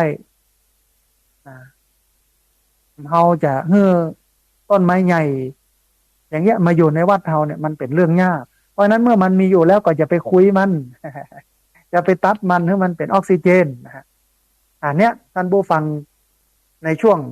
หน้าฝนฤดูฝนกรกฎาสิงหาเนี่ยก็จะระดมทุนแห่งกำเนื่องเพื่อที่จะปลูกต้นไผ่โดยเฉพาะไผ่สางมนนะฮะไผ่สางมนต้นไผ่เนี่ยมันดูดน้ำนะมันทำให้เกิดความชุ่มชื่นเกิดความร่มเย็นนะเดี๋ยวจะได้ประกาศบอกกล่าวญาติโยมมาร่วมทำบุญกาไผ่ประมาณ40-50เนี่ยนะฮะขุดแล้วก็ปลูกนะฮะต้องไปซื้อกาไผ่โดยเฉพาะไผ่สางมนนะฮะมันทำให้เป็นประโยชน์อย่างมากต่อความร่มเย็นป้องกันลมได้ตัวแล้วก็เอาสามารถนำต้นไผ่นั้นก็คือไผ่สางมนเนี่ยมาใช้ได้ตัวอันนี้คือสภาวะโลกร้อนท่านผู้ฟังแล้ววันนี้เนี่ยมันส่งผลกระทบต่อชีวิตเขาอย่างมากเนี่ยอย่างบ่เป็นอันเนี้ยนะฮะตากแดดตากแดนก็บ่ได้หลายคนก็เสียชีวิตด้วยโรคลมแดดโรคฮิสโตรกรวมไปถึงตู้เจ้าตัวอันเนี้ยมันน่าห่วงน่าวิกฤตแล้ววันนี้ต้องเอามาอู้กันเรื่องนี้มันกระทบโดยตรงสำหรับคนยากไร้คนตุกข์คนยากคนจนคนรวยอาจจะกระทบแต่มันมีวิธีการบรรเทาเบาบางโดยการใช้เครื่องใช้ไฟฟ้าที่ทำให้เกิดความเย็นแอร์นะฮะติดแอร์ติดอย่างกันไปอย่างเงี้ยแต่คนตุกชาวบ้านจองที่อยู่บ้านนอกคอกนาสตางค์พอแทบจะบ่เหลือให้กินบ่เหลือให้เก็บแล้วจะเอาตังค์ที่ไหนจะไปซื้อแอร์ท่านผู้ฟังก่อนจะซื้อแอร์ต้องไปบูรณะปฏิสังขรณ์บ้านตัวเก่าบ่ให้มันผิวบ่ให้มันมีหูบ่ให้มันทะลุผุโป่งลมเข้าถึงถึงจะเอาแอร์ไปติดได้แต่ถ้าไปติดตัวโล่งๆเนี่ยมันก็จะเปลืองไฟขนาดนะมันบ่ได้ประโยชน์เนี่ยคนจนเนี่ยได้รับผลกระทบโดยตรงนะฮะได้รับผลกระทบโดยตรงทีนี้ท่านผู้ฟังได้อู้กัน2เรื่องก็คือคนรวยที่สุด1%ปล่อยก๊าซทำโลกร้อนเท่ากับคนจนที่สุด66%ของโลกแล้วก็อันหนึ่งคือสภาพอากาศสุดขั้วผลจากโลกร้อนและความปกติใหม่ก็เอามาให้ท่านผู้ฟังทั้งหลายได้ฟังกันเพื่อให้เกิดความเข้าใจแล้วก็เกิดความตระหนักนะฮะที่ทำให้เฮานั้นลดโลกร้อนลงทำให้เกิดความจุ่มความเย็นสูงขึ้นโดยการปลูกต้นไม้โดยการก็น้องว่าใช้ทรัพยากรที่มีอยู่อย่างคุ้มค่าให้มันประหยัดนะฮะให้มันเกิดความเย็นมาให้มันร้อนนักขึ้นช่วยกันปลูกต้นไม้ท่านผู้ฟังงดการเผาแล้วก็ปรับสิ่งต่างๆเนี่ยให้มาเป็นปุ๋ยมันก็จะทำให้เกิดประโยชน์ต่อเฮาต่อโลกนักขึ้นนะฮะท่านผู้ฟังกำลังติดตามรับฟังรายการธรรมาภิวัตน์อันเป็นรายการวิทยุเพื่อการเผยแผ่พระพุทธศาสนาส่งเสริมการศึกษาและพัฒนาสังคม รายการนี้รับผิดชอบโดยอาตมาภาพพระสาธิตธิระปัญโยผู้อำนวยการสถาบันธรรมาภิวัตรสถาบันเพื่อเผยแผ่พระพุทธศาสนาส่งเสริมการศึกษาและพัฒนาสังคมตั้งอยู่ณที่พักสงฆ์สถาบันธรรมาภิวัตรบ้านศพเตินตำบลศพปาดอำเภอแม่เมาะจังหวัดลำปางรายการนี้ออกอากาศทุกวันอังคารตั้งแต่เวลาตี 5ไปจนถึง7 โมงเมื่อเจ้าผ่านทางเครือข่ายสถานีวิทยุคลื่นสีขาวเพื่อชาวประชาซึ่งมีอยู่หลายคลื่นหลายสถานีหลายจังหวัดออกอากาศผ่านทาง Facebook Live ซึ่งเป็นไลฟ์สดของสถานีวิทยุวัดไฝหินบันทึกเทปเอาไปออกอากาศผ่านทางสถานีวิทยุเพื่อการศึกษาและพัฒนาอาชีพ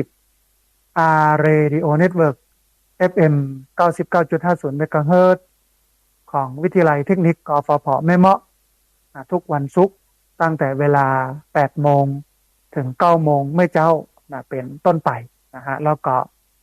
บันทึกเทปเอาไปออกผ่านทางสถานีวิทยุผ่านทางเพจ Facebook ของสถาบันธรรมาภิวัตรซึ่งท่านผู้ฟังสามารถไปติดตามรับฟังย้อนหลังไปก๊อปปี้ลิงก์ไปคัดลอกลิงก์เอาไปส่งเอาไปแชร์ให้กับญาติธรรมทั้งหลายได้ยินได้ฟังกันได้แทนตัวนะฮะท่านผู้ฟังตอนนี้ได้เวลาเปิดสายให้ท่านผู้ฟังที่ฟังอยู่ทางบ้านได้โทรเข้ามาร่วมเอ่ยกันได้โทรเข้ามาร่วมแสดงความคิดความเห็นกันโทรเข้ามาให้กำลังใจกันทักทายกันถามคำถามก็ได้นะฮะที่เบอร์ 064 125 4122 เบอร์ 064 125 4122 เรียนเชิญเจริญพรนะท่านผู้ฟังเนอะโทรเข้ามาร่วมเอ่ยกันโทรเข้ามาร่วมแสดงความคิดความเห็นกันที่ลำปางนี่อาจจะบ่ได้รับสัญญาณนะเพราะว่าที่ลำปางนั่น สัญญาณบ่ค่อยดีบ่ค่อยชัดนะฮะแต่ว่าคืออันที่อื่นๆนะทั่วประเทศนะก็สามารถที่จะร่วมเอ่ยกันได้ที่เบอร์ 064 125 4122 พอดีมีสายเข้ามาสายหนึ่งเดียวพับสายนี้ก่อนเปิ้ลจะว่าจะได้พ่องเจริญพรโอ้สาธุสัญญาณเป็นได้พ่องแม่วันนี้สัญญาณชัดเจนดีเจ้าชัดเจนนี่เนาะแม่เนาะโอ้สาธุอนุโมทนาบุญกับโยมแม่เนอะสาธุโยมแม่อนุโมทนาสาธุ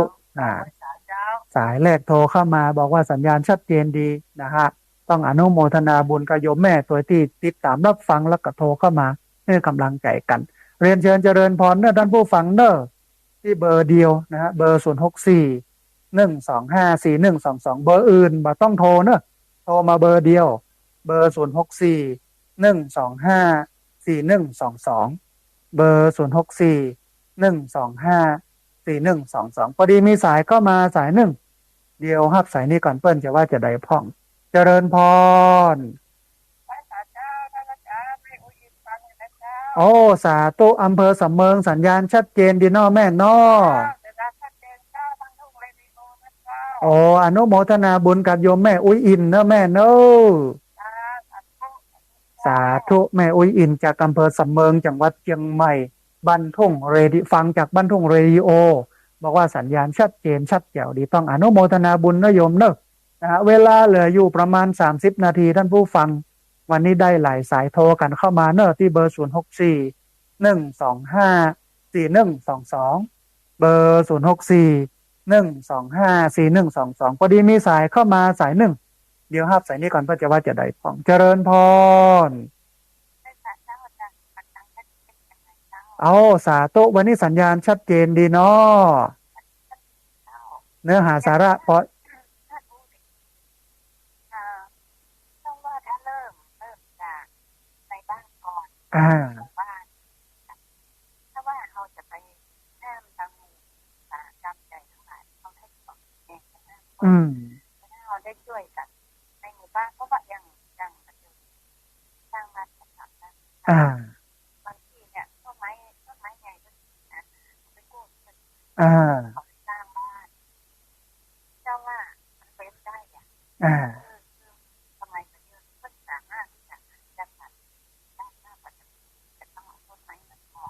อ่าอย่างน้อยต้องมาช่วยกันทับนี้ก่อนถ้าพี่น้องหมู่เฮาเนี่ยเนาะนะฮะโอ้สาธุสาธุอนุโมทนาบุญจัดนักคุณโยมคุณโยมบอกว่าคือถ้าจะไปสู้กับอุตสาหกรรมใหญ่มันก็ได้แต่มันก็เป็นเรื่องของรัฐบาลเป็นเรื่องขององค์กรนั้นองค์กรนี้ที่จะต้องไปเนี่ยแต่ว่าเฮาเนี่ยซึ่งเป็นชาวบ้านเนี่ยสิ่งที่สามารถเนี่ยได้ทันทีคือต้องช่วยกันปลูกต้นไม้รักษาต้นไม้โดยเฉพาะบ้านที่จะไปสร้างมันก็สามารถจัดสรรพื้นที่ให้ต้นไม้นั้นมันอยู่ตรงนั้นได้มาตัดเพิ่มมันก็จะทำให้มีต้นไม้ฟอกอากาศให้เราได้นะครับพอดีมีสายก็มาเดินสายหนึ่งเดี๋ยวครับสายนี้ก่อนเพื่อจะว่าจะได้พ่องเจริญพรสาธุยังอันมาหรือยังโยมแม่ที่ลำปางอ๋อสัญญาณลำปางดีแล้วเนาะแม่เนาะอ้าวสาธุสาธุแม่สาธุเจริญพรนะโยมแม่ได้โทรมาแจ้งว่าตอนนี้จังหวัดลำปางสัญญาณดีแล้วสัญญาณมาแล้วพี่น้องลำปางเนอะเรียนเชิญเจริญพรที่เบอร์0641254122เบอร์0641254122พี่น้องที่อื่นด้วยเนอะเชียงใหม่ละปูนลำปางไปน่านพะเยาเชียงรายแม่ฮ่องสอนตลอดจนถึงทั่วประเทศและทั่วโลกที่ติดตามรับฟังทาง Facebook อยู่นะฮะโทรเข้ามาเนอะที่เบอร์0641254122เบอร์0641254122พอดีมีสายเข้ามาสายหนึ่งเดี๋ยวครับสายนี้ก่อนเปิ้ลจะว่าจะได้พ่องเจริญพรสาธุโยมเป้าวินนอเป็นใดพ่องเวียงป่าเป้าฮ้อนก็โยมเป้าเอ้าขนาดนักเหมือนกันเนาะป้อนอต้องดื่มน้ำเยอะๆแล้วอย่าบอกว่าจะออกแดดบ่อยนะป้อนเนอะนะด้วยความห่วงใยด้วยความห่วงใยอยู่บ้านเนาะตอนนี้เนาะพักผ่อนกันก่อนเนี่ยอย่างนักก็บ่ได้เนาะสาธุเนอะป้อนเนอะสาธุเจริญพรป้าวินเวียงป่าเป้าเจียงไฮ้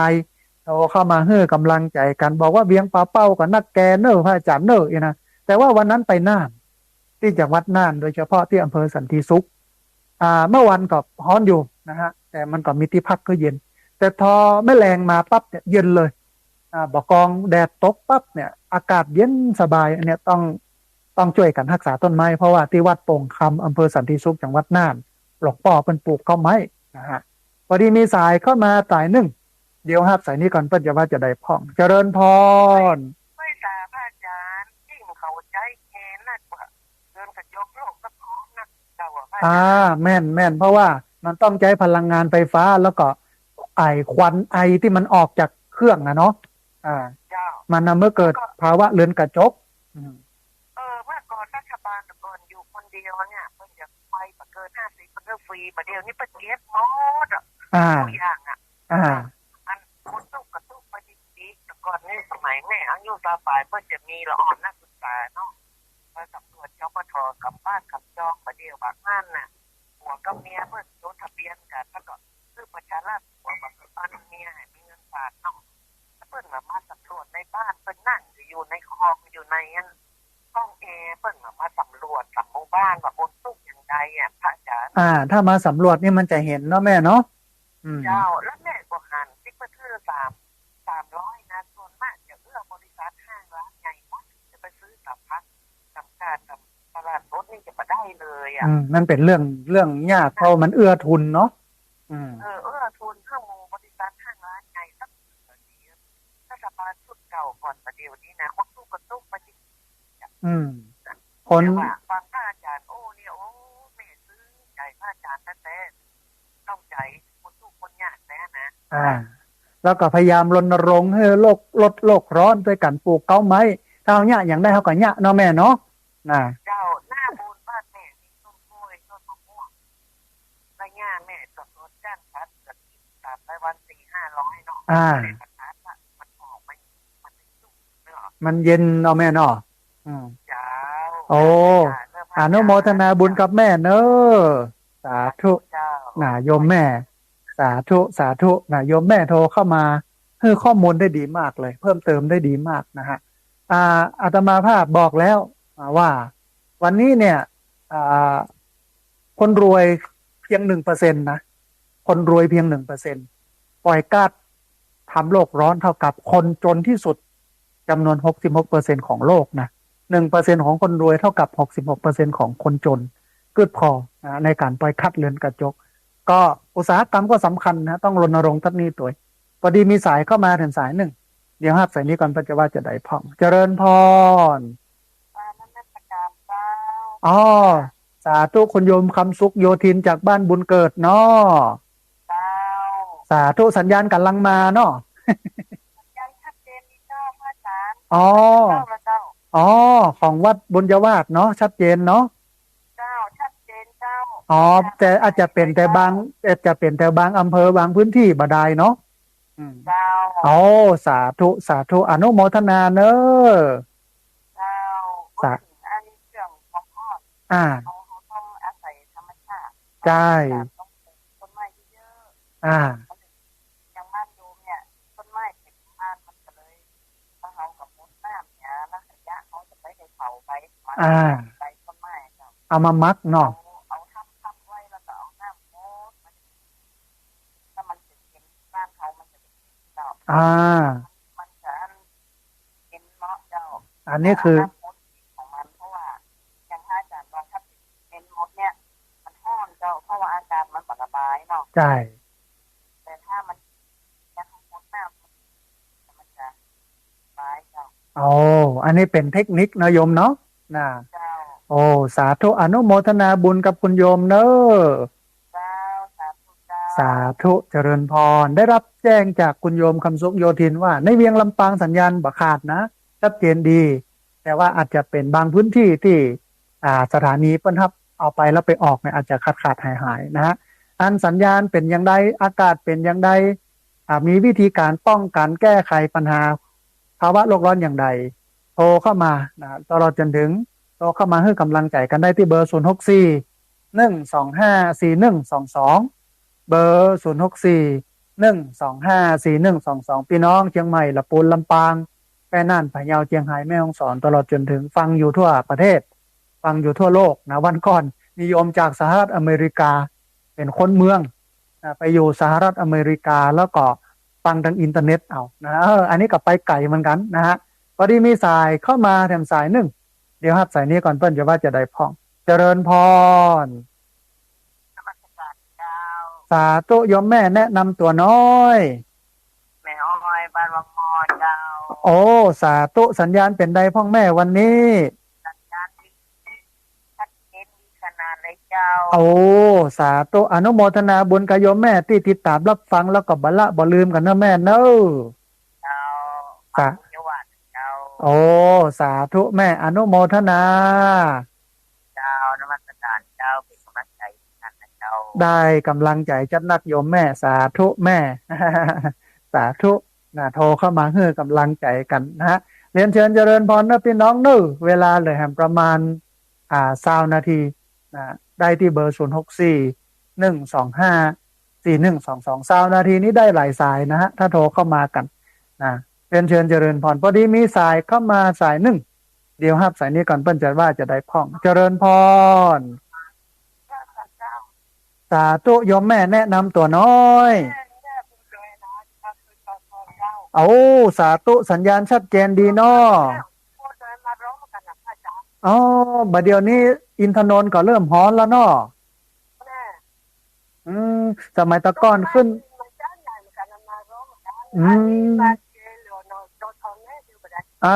สมัยตะก้อนเนี่ยถ้าไปอินทนนท์ไปจอมทองนี่มันจะเย็นเนาะแต่บัดเดี๋ยวเริ่มฮ้อนแล้วเนาะโอ้สาธุเนอะสาธุนะพี่น้องจอมตองอินทนนท์โทรมาแจ้งว่าจอมตองอินทนนท์เนี่ยปกติมันจะบ่ฮ้อนก็ขึ้นไปกุเตื้อเนี่ยบ่าย2 โมงหมอกยังมีอยู่เนาะยังเย็นสบายอากาศที่ดอยอินทนนท์น่าจะดีที่สุดในภาคเหนือนะเย็นสบายแต่วันนี้โยมโทรมาบอกว่าจอมตองก็ฮ้อนเนอะอินทนนท์ก็เริ่มฮ้อนละนะเนี่ยมันเป็นภาวะโลกร้อนที่ทุกคนต้องตื่นต้องตระหนก เอาปลูกก็ไม้กันเยอะๆด้านผู้ฟังนะแล้วก็องค์กรหน่วยงานต่างๆที่เกี่ยวข้อง ต้องไปก่อกอยโรงงานอุตสาหกรรมเพื่อมีมาตรการ ในการลดภาวะเรือนกระจกลงพอดีมี สายเข้ามาถึงสายหนึ่งเดียวฮับสายนี้ก่อนเปิ้ลจะว่าจะได้พ่องเจริญพรสาธุโยมป้อโทรมาจากทางใดอำเภออย่างโยมป้อโอ้ชื่อป้ออะไรยังชื่อป้ออะไรยังก็ป้อยืนสิทธิเครือเนาะป้อเนาะป้อบุญยืนสิทธิเครือเนาะโอ้สาธุป้อมาฟังจากทางใดโอ้อ๋ออยู่ตำบลพี่ชัยเนาะโอ้อนุโมทนาโอ้สาธุชื่นใจโยมป้อชื่นใจอนุโมทนาบุญกับโยมป้อที่โทรเข้ามาให้กำลังใจกันเนอะสาธุโอ้สาธุโอ้ชื่นใจป้อชื่นใจอนุโมทนาสาธุสาธุโยมป้อเนอะโยมป้อโทรมาจากตำบลพี่ชัย ฟังประจำเป็นเอาวิทยุเนี่ยเป็นมิตรคู่เรือนเป็นเพื่อนคู่ใจถ้ามีนี่อย่างง่อมขนาดนะฮะถ้ามีแล้วก็เสพธรรมะศึกษาธรรมะไปนะชีวิตคนเฮาเนี่ยถ้าอยู่กับศีลกินกับธรรมเนี่ยมันถึงดีนะถ้าผิดศีลผิดธรรมแล้วปัญหาเกิดขึ้นเยอะแล้ววันเนี้ยมันก็เป็นส่วนหนึ่งแหละที่โลกร้อนเนี่ยเกิดจากการผิดศีลผิดธรรมของหมู่เฮาเนี่ย นะฮะได้จะบอกว่ามันผิดอย่างไรเนาะพอดีมีสายเข้ามาสายหนึ่งเดียวฮับสายนี้ก่อนเปิ้ลจะว่าจะได้พ่องเจริญพรเจริญพรอันคุณโยมหลีวิทยุน้อยหนึ่งเนอะพอดีสัญญาณเสียงมันสะท้อนมาเนาะหลีวิทยุแล้วก็ฟังทางโทรศัพท์นะทางโทรศัพท์เอาเนอะนะฮะเจริญพรเจริญพรดักแซดนะต้องขออภัยกับสายนี้ขอตัดสายไปก่อนเวลาโยมโทรเข้ามาเจริญพรหลีวิทยุเนอะอยู่ห่างจากวิทยุหลีวิทยุลงแล้วก็อยู่ห่างแล้วก็ฟังทางโทรศัพท์เอามันจะชัดดีถ้าบางอันเนี่ยมันเสียงจะสะท้อนนะฮะเวลาเหลืออยู่ประมาณ18นาทีท่านผู้ฟังเรียนเชิญเจริญพรที่เบอร์0848086223เบอร์0848086223พอดีมีสายเข้ามาสายหนึ่งเดี๋ยวครับสายนี้ก่อนเพื่อจะว่าจะได้พ่องเจริญพร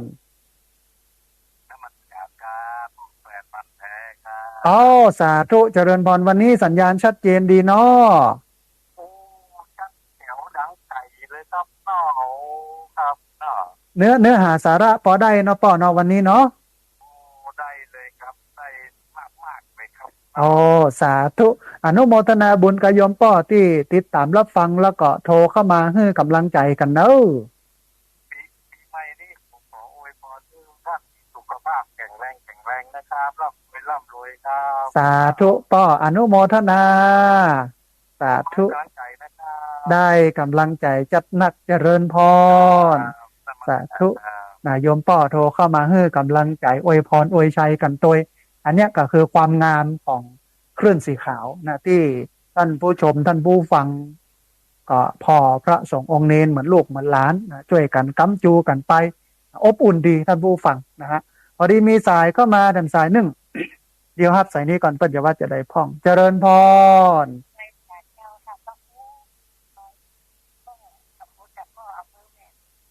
โอ้สาธุพี่น้องเชียงไฮ้สัญญาณชัดเจนเนาะแม่เนาะอนุโมทนาบุญที่ติดตามรับฟังแล้วก็โทรเข้ามาเนอะต้องช่วยกันรณรงค์เนาะแม่เนาะต้องช่วยกันเนาะแม่เนาะสาธุสาธุแม่สาธุเจริญพรได้กำลังใจจัดหนักนะโยมแม่จากแม่สวยเจียงไฮ้ รเข้ามาให้กำลังใจกันพี่น้องน่านเนอะ พี่น้องจังหวัดน่านนะอำเภอวันก่อนไปอำเภอนาน้อยอำเภอเวียงสาอำเภอเมืองหลายวันอยู่โดยเฉพาะอำเภอนาน้อยเนี่ยไปวัดหนองปลาค่าตำบลศรีสะเกษไปดูงานของท่านอาจารย์พระครูสุจินต์นันทกิจพอดีมีสายเข้ามาสายหนึ่งเดี๋ยวครับสายนี้ก่อนเพื่อจะว่าจะได้พ่องเจริญพรสาธุโยมแม่สัญญาณชัดเจนดีเนาะดอยสะเก็ดบะนาวบะฮ้อนก็หาอ๋อปอฮ้อนอยู่เนาะแม่เนาะต่อพอดีสัญญาณหลุดไปต้องขออภัยโยมแม่อันเทพเสด็จดอยสะเก็ดเชียงใหม่เนอะอู้เอ่ยกันถึงเรื่องอากาศเสียดายนะฮะพอดีมีสายเข้ามาสายหนึ่งเดี๋ยวครับสายนี้ก่อนเพื่อจะว่าจะได้พ่องเจริญพรสาธุโยมแม่โอ้โยมแม่ฟังจากตังใดโอ้พี่น้องสันกำแพงเชียงใหม่สาธุทุกวันอังคารเนอะแม่เนอะ5 ถึง 7 โมงไม่เจ้าแม่แล้วก็วันอื่นๆตัวถ้ามีเวลาก็ฟังแล้วก็โทรเข้ามาให้กำลังใจกันเนอะแม่เนอะสาธุแม่สาธุเจริญพรสาธุสาธุโยมแม่จากสันกำแพงโทรเข้ามาให้กำลังใจกันบอกว่าฟังวันนี้วันแรกบอกว่าจะฟังกันต่อก่อนแล้วก็เจริญพรฟังเนอะทุกวันอังคาร5 ถึง 7 โมงไม่เจ้านะฮะเรียนเชิญเจริญพรเนอะท่านผู้ฟังที่เบอร์0641254122เบอร์0641254122เรียนเชิญเจริญพรได้โทรเข้ามาร่วมร่วมเอ่ยกันโทรเข้ามาร่วมแสดงกับกึศความเห็นกันโทรเข้ามาให้กำลังใจกันนะฮะพอดีมีสายเข้ามาสายหนึ่งเดี๋ยวครับสายนี้ก่อนเพื่อนจะว่าจะได้คล่องเจริญพรเจริญพรสาธุโยมแม่สัญญาณชัดเจนดีเนาะสาธุจำได้แม่จำได้สาธุอันช่วงนี้ร้อนต้องดูแลสุขภาพตัวเนอะแม่เนอะสาธุแม่สาธุอนุโมทนาบุญกับโยมแม่ที่โทรเข้ามาให้กำลังใจกันนะฮะเวลาเหลืออยู่ท่านผู้ฟังนะแฮม10 กว่านาทีได้แฮมจัดหลายสายนะวันนี้อู้ถึงเรื่องภาวะโลกร้อนกับมันร้อนแต่ท่านผู้ฟังที่ไหนตั้งใดอยู่ไหนกินไหนป้อบัดได้นะฮะมันก็มีสาเหตุเกิดมาจากโรงงานอุตสาหกรรมโรงไฟฟ้า แล้วก็การใช้เครื่องยนต์กลไกพี่น้องชาวบ้านการเผาตัวมันทำให้เกิดความผสมดุลของโลกเพราะฉะนั้นวันนี้ถ้าเราบัตรนักถึงเรื่องภาวะการเปลี่ยนแปลงของสภาพอากาศเนี่ยมันก็จะทำให้เราได้รับผลกระทบต่อไปในภายภาคหน้าอย่างนักนะฮะพอดีมีสายเข้ามาสายหนึ่งเดียวครับสายนี้ก่อนเพื่อจะว่าจะได้พ่องเจริญพรเจริญพรสาธุแม่ลิบ้านห้วยทกนอสาธุสัญญาณชัดเจนเนาะแม่เนาะวันนี้เนาะอนุโมทนาบุญโยมแม่ที่ติดตามรับฟังเนอะพอดีอันโยมแม่บอกค่อยชัดแต่เสียงโยมแม่บอกค่อยชัดขึ้นน่าจะบอกค่อยดีต้องขอสุมาอภัยกับโยมแม่กับเนอะฮ้อนมันต้องช่วยกันปลูกเก้าไม้นักๆเนอะแม่เนอะสาธุแม่สาธุเนอะสาธุโยมแม่ลิบ้านห้วยทกบ้านห้วยทกบ้านโฮงละปูนแฟนประจำแฟนรายการประจำโทรเข้ามาให้กำลังใจกันนะฮะพี่น้องที่อยู่ทั่วประเทศแต่วันนี้ต้องตื่นตัวนะออกมาช่วยกันปลูกต้นไม้แล้วก็ที่สำคัญก็คือหน้าฝนนี้เนอะมาช่วยกันเป็นเจ้าภาพกล้าไผ่การละ50 บาทนะฮะเดี๋ยวจะประกาศทีหลังแหมกำหนึ่งแต่ตอนนี้เอาห้องน้ำนี้ก่อนเถอะแล้วนะตอนนี้ได้7-8 หมื่นแล้วนะฮะก็ก้อยๆระดมทุนไปพอดีมีสายเข้ามาสายหนึ่งเดี๋ยวครับสายนี้ก่อนเพื่อนจะว่าจะได้พ่องเจริญพรวัดฝ่ายหินขึ้นวัดฝ่ายหินเนาะแม่เนาะ ชัดโยมแม่ชัดเจนชัดเจนแม่อยู่สันทรายแน่นะสันทรายหลวงนะฟังวัดไฟหินแต่อยู่สันทรายหลวงเนาะแม่นออยู่หลังมอนี่อยู่ในยังเจ้าอยู่หลังมชขึ้นเปิดไปไกลขนาดน่ะ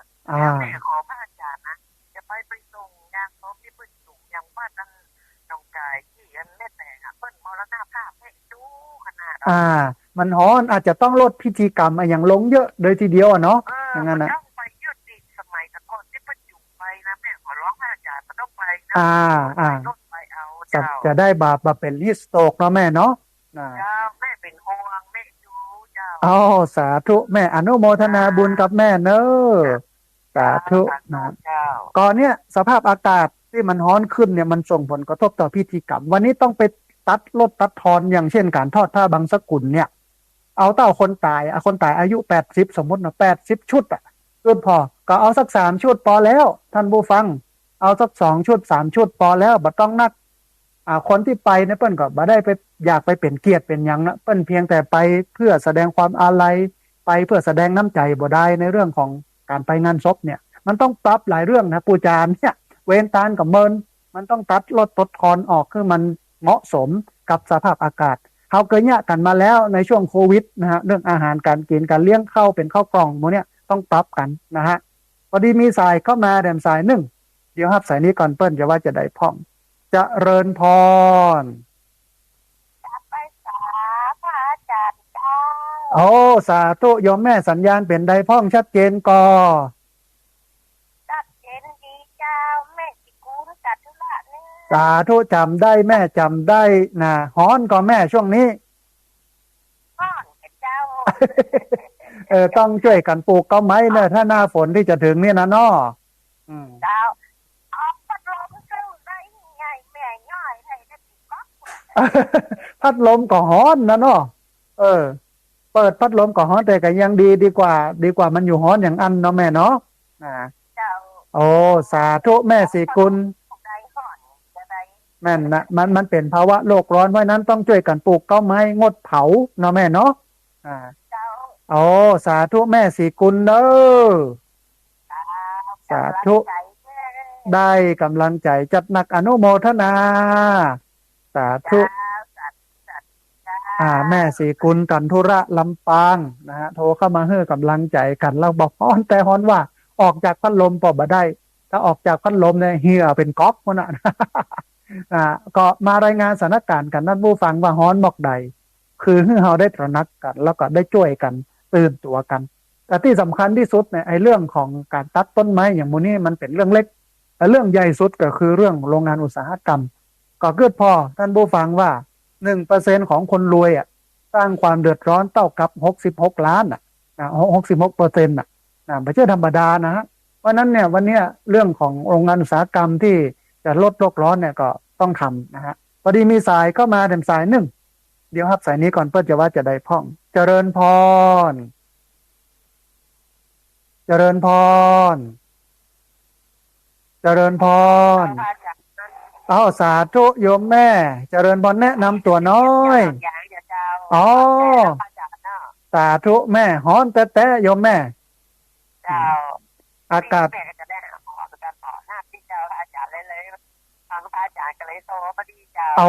สาธุแม่ยังได้ก็ดูแลสุขภาพก่อนเนอะเจ้า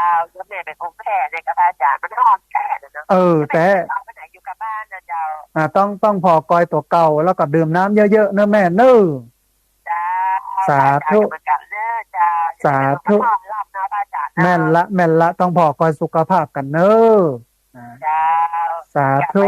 อาจารย์จะเป็นฟังตลอดเจ้าที่กับฟังไปมารอโลดดิสาธุแม่อนุโมทนาสาธุ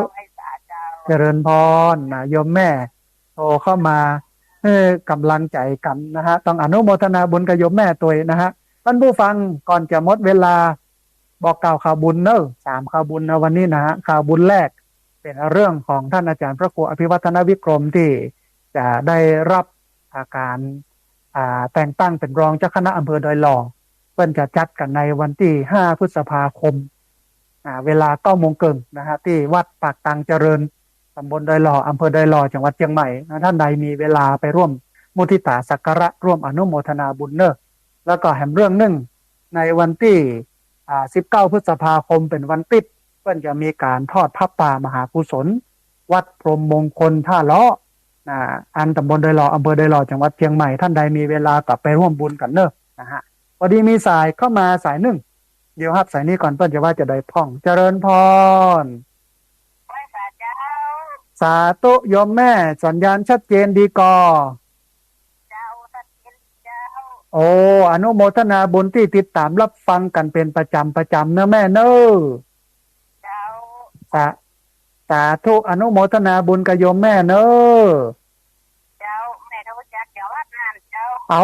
สาธุชื่อแม่อะยังแม่สีพันเจ้าอยู่บ้านไผ่แก้ตำบลชุมสองมือเลี้ยงนานเจ้าโอ้สาธุอนุโมทนาบุญกับแม่สายน่านโทรมาสายแรกเลยเนอะวันนี้นะสาธุอะยังก็โยมแม่ฮ้อนก่ออีกอะอ๋อลมบ่มีเตื้อแม่ตั้งนานพุ่นนี้แหละลมแหละลมขนาดนั้นเจ้าเอานะต้องดูแลต้องรักษาสุขภาพเนอะแม่เนอะบ้านแม่ก็ตายว่าละอ่อนอายุเจ้าไปว่าอ่อนไปทำงานมาหน้าหมูกายนายกโอ้เนี่ยอันตรายฮิสโตรกเนาะแม่เนาะนะเจ้าวันนั้นต้องพอกอยสุขภาพเนาะแม่เนาะเจ้าสาธุเนอะแม่เนอะสาธุเจริญพรโยมแม่สายแรกจากเมืองน่านอำเภอเมืองนะฮะคนเมืองน่านฟังกันนักนะฮะเรียนเชิญเจริญพรเนอโทรเข้ามาที่เบอร์064 125 4122เบอร์064 125 4122ขณะที่รอสายจากบรรดาท่านผู้ฟังจะโทรเข้ามานะฮะประชาสัมพันธ์บอกกล่าวข่าวบุญแหนมข่าวหนึ่งซึ่งเป็นข่าวเดิมก็คือร่วมกันสร้างห้องน้ำนะฮะตอนนี้อาตมาภาพก็พยายามระดมทุนตอนนี้ได้7-8 หมื่นกระจายอยู่300,000ปลายท่านผู้ฟังเพราะนั้นท่านใดอยากจะร่วมทำบุญสร้างห้องน้ำถวายไว้ในพระพุทธศาสนาเพื่อมาปลดทุกข์ก็เจริญพรได้มาร่วมบุญกันเนอะโทรเข้ามาเบอร์เนี้ยนะฮะหลังจากจบรายการแล้วที่เบอร์064 125 4122เบอร์064 125 4122พอดีมีสายเข้ามาสายหนึ่งเดี๋ยวครับสายนี้ก่อนเพื่อจะว่าจะได้พ่องเจริญพรเจริญพรโอ้สาธุสัญญาณชัดเจนก่อนแม่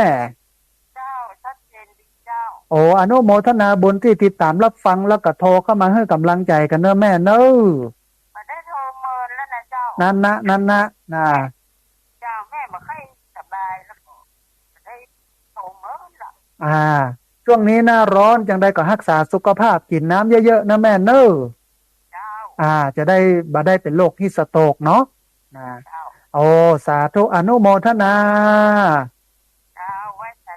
สาธุโยมแม่นะบ้านเราปะก้อยโทรเข้ามาให้กำลังใจกันเวลาของรายการเหลือ2 นาทีท่านผู้ฟัง2 นาทีนี้ได้หลายสายเนอะเรียนเชิญเจริญพรได้โทรเข้ามาร่วมเอ่ยกันโทรเข้ามาร่วมแสดงกับความเห็นกันที่เบอร์064 125 4122วันนี้มีภารกิจเยอะนะฮะตั้งแต่บ่ายโมงเป็นต้นไปก็มีประชุมที่ศาลากลางกับท่านผู้ว่าราชการในตอนค่ำก็จะเดินทางไปกรุงเทพเพราะว่าวันพรุ่งนี้มีนัดกับคณะกรรมาธิการศาสนาศิลปะและวัฒนธรรมสภาผู้แทนราษฎรในการไปให้ข้อมูลเปิ้นนิมนต์ไปให้ข้อมูลเพิ่มเติมเกี่ยวกับ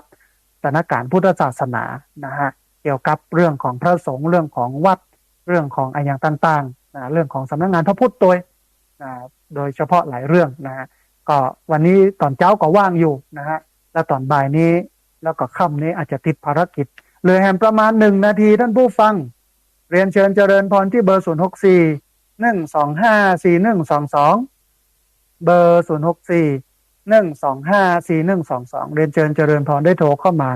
ร่วมเอ่ยกันโทรเข้ามาร่วมแสดงความเห็นกันที่เบอร์064 125 4122เบอร์064 125 4122เรียนเชิญเจริญพรได้โทรเข้ามาร่วมเอ่ยกันได้โทรเข้ามาร่วมแสดงความเห็นกันนะฮะท่านผู้ฟังพอดีมีสายเข้ามาสายหนึ่งเดี๋ยวครับสายนี้ก่อนขอเป็นสายสุดท้ายกันแล้วกันนะฮะเจริญพรโอ้สาธุสัญญาณชัดเจนนะแม่เนาะชัดเจนดีเจ้า เอาอนุโมทนาบุญที่โทรเข้ามาให้กำลังใจกันและเป็นสายสุดท้ายปิดสายพอดีนะแม่เนาะสายอ่าสาธุบุญรักษาเนอะแม่เนาะสาธุนะอนุโมทนาบุญกับโยมแม่ตัวนะฮะเอาละท่านผู้ฟังงดรับสายไปแต่เพียงเท่านี้เดี๋ยวรอจบรายการก่อนใกล้โทรเข้ามาได้ที่เบอร์064 125 4122โดยเฉพาะญาติโยมที่จะโทรเข้ามาร่วมทำบุญสร้างห้องน้ำถวายไว้ในพระพุทธศาสนานะฮะท่านผู้ฟังรายการธรรมาภิวัตน์ในวันนี้หมดเวลาลงแล้วอาตมาภาพต้องเอารายการนี้จากลาท่านผู้ฟังทั้งหลายไปก่อนเอามาปะกันแถมไม่เนอะทุกวันอังคารตี 5 ถึง 7 โมงไม่เจ้าวันเสาร์ 8 โมงถึง 9 โมงแล้วก็วันพฤหัสบดี 2 ทุ่มถึง 3 ทุ่มต้องกราบขอบพระคุณครูบาอาจารย์พระเถรานุเถระครูบาสังฆะที่เคารพอย่างสูงทุกรูปอนุโมทนาบุญกับเจ้าของเครื่องเจ้าของสถานีที่รับสัญญาณเอาไปออกอากาศส่งกระจายเสียงอนุโมทนาบุญกับเจ้าหน้าที่ที่ดูแลการออกอากาศส่งกระจายเสียงอนุโมทนาบุญกับญาติโยมทุกคนทุกท่านที่ติดตามรับฟังทุกคนทุกท่านที่โทรเข้ามาต้องขอสุมาอภัยกับญาติโยมที่โทรเข้ามาแล้วบัดติดโทรเข้ามาแล้วบัดได้รับสายวันนี้สัพพะพุทธานุภาเวนะด้วยเดชเดชะอนุภาพของพระพุทธเจ้าสัพพะธรรมานุภาเวนะด้วยเดชเดชะอนุภาพของพระธรรมเจ้าสัพพะสังฆานุภาเวนะด้วยเดชเดชะอนุภาพของพระสังฆเจ้าศรัทธาสุทธิพระวันตุเตขอความสุขความเจริญในธรรมจงบังเกิดมีแด่บรรดาศรัทธาสาธุชนทุกคนทุกท่านตลอดกาลเป็นนิจเทินเจริญพร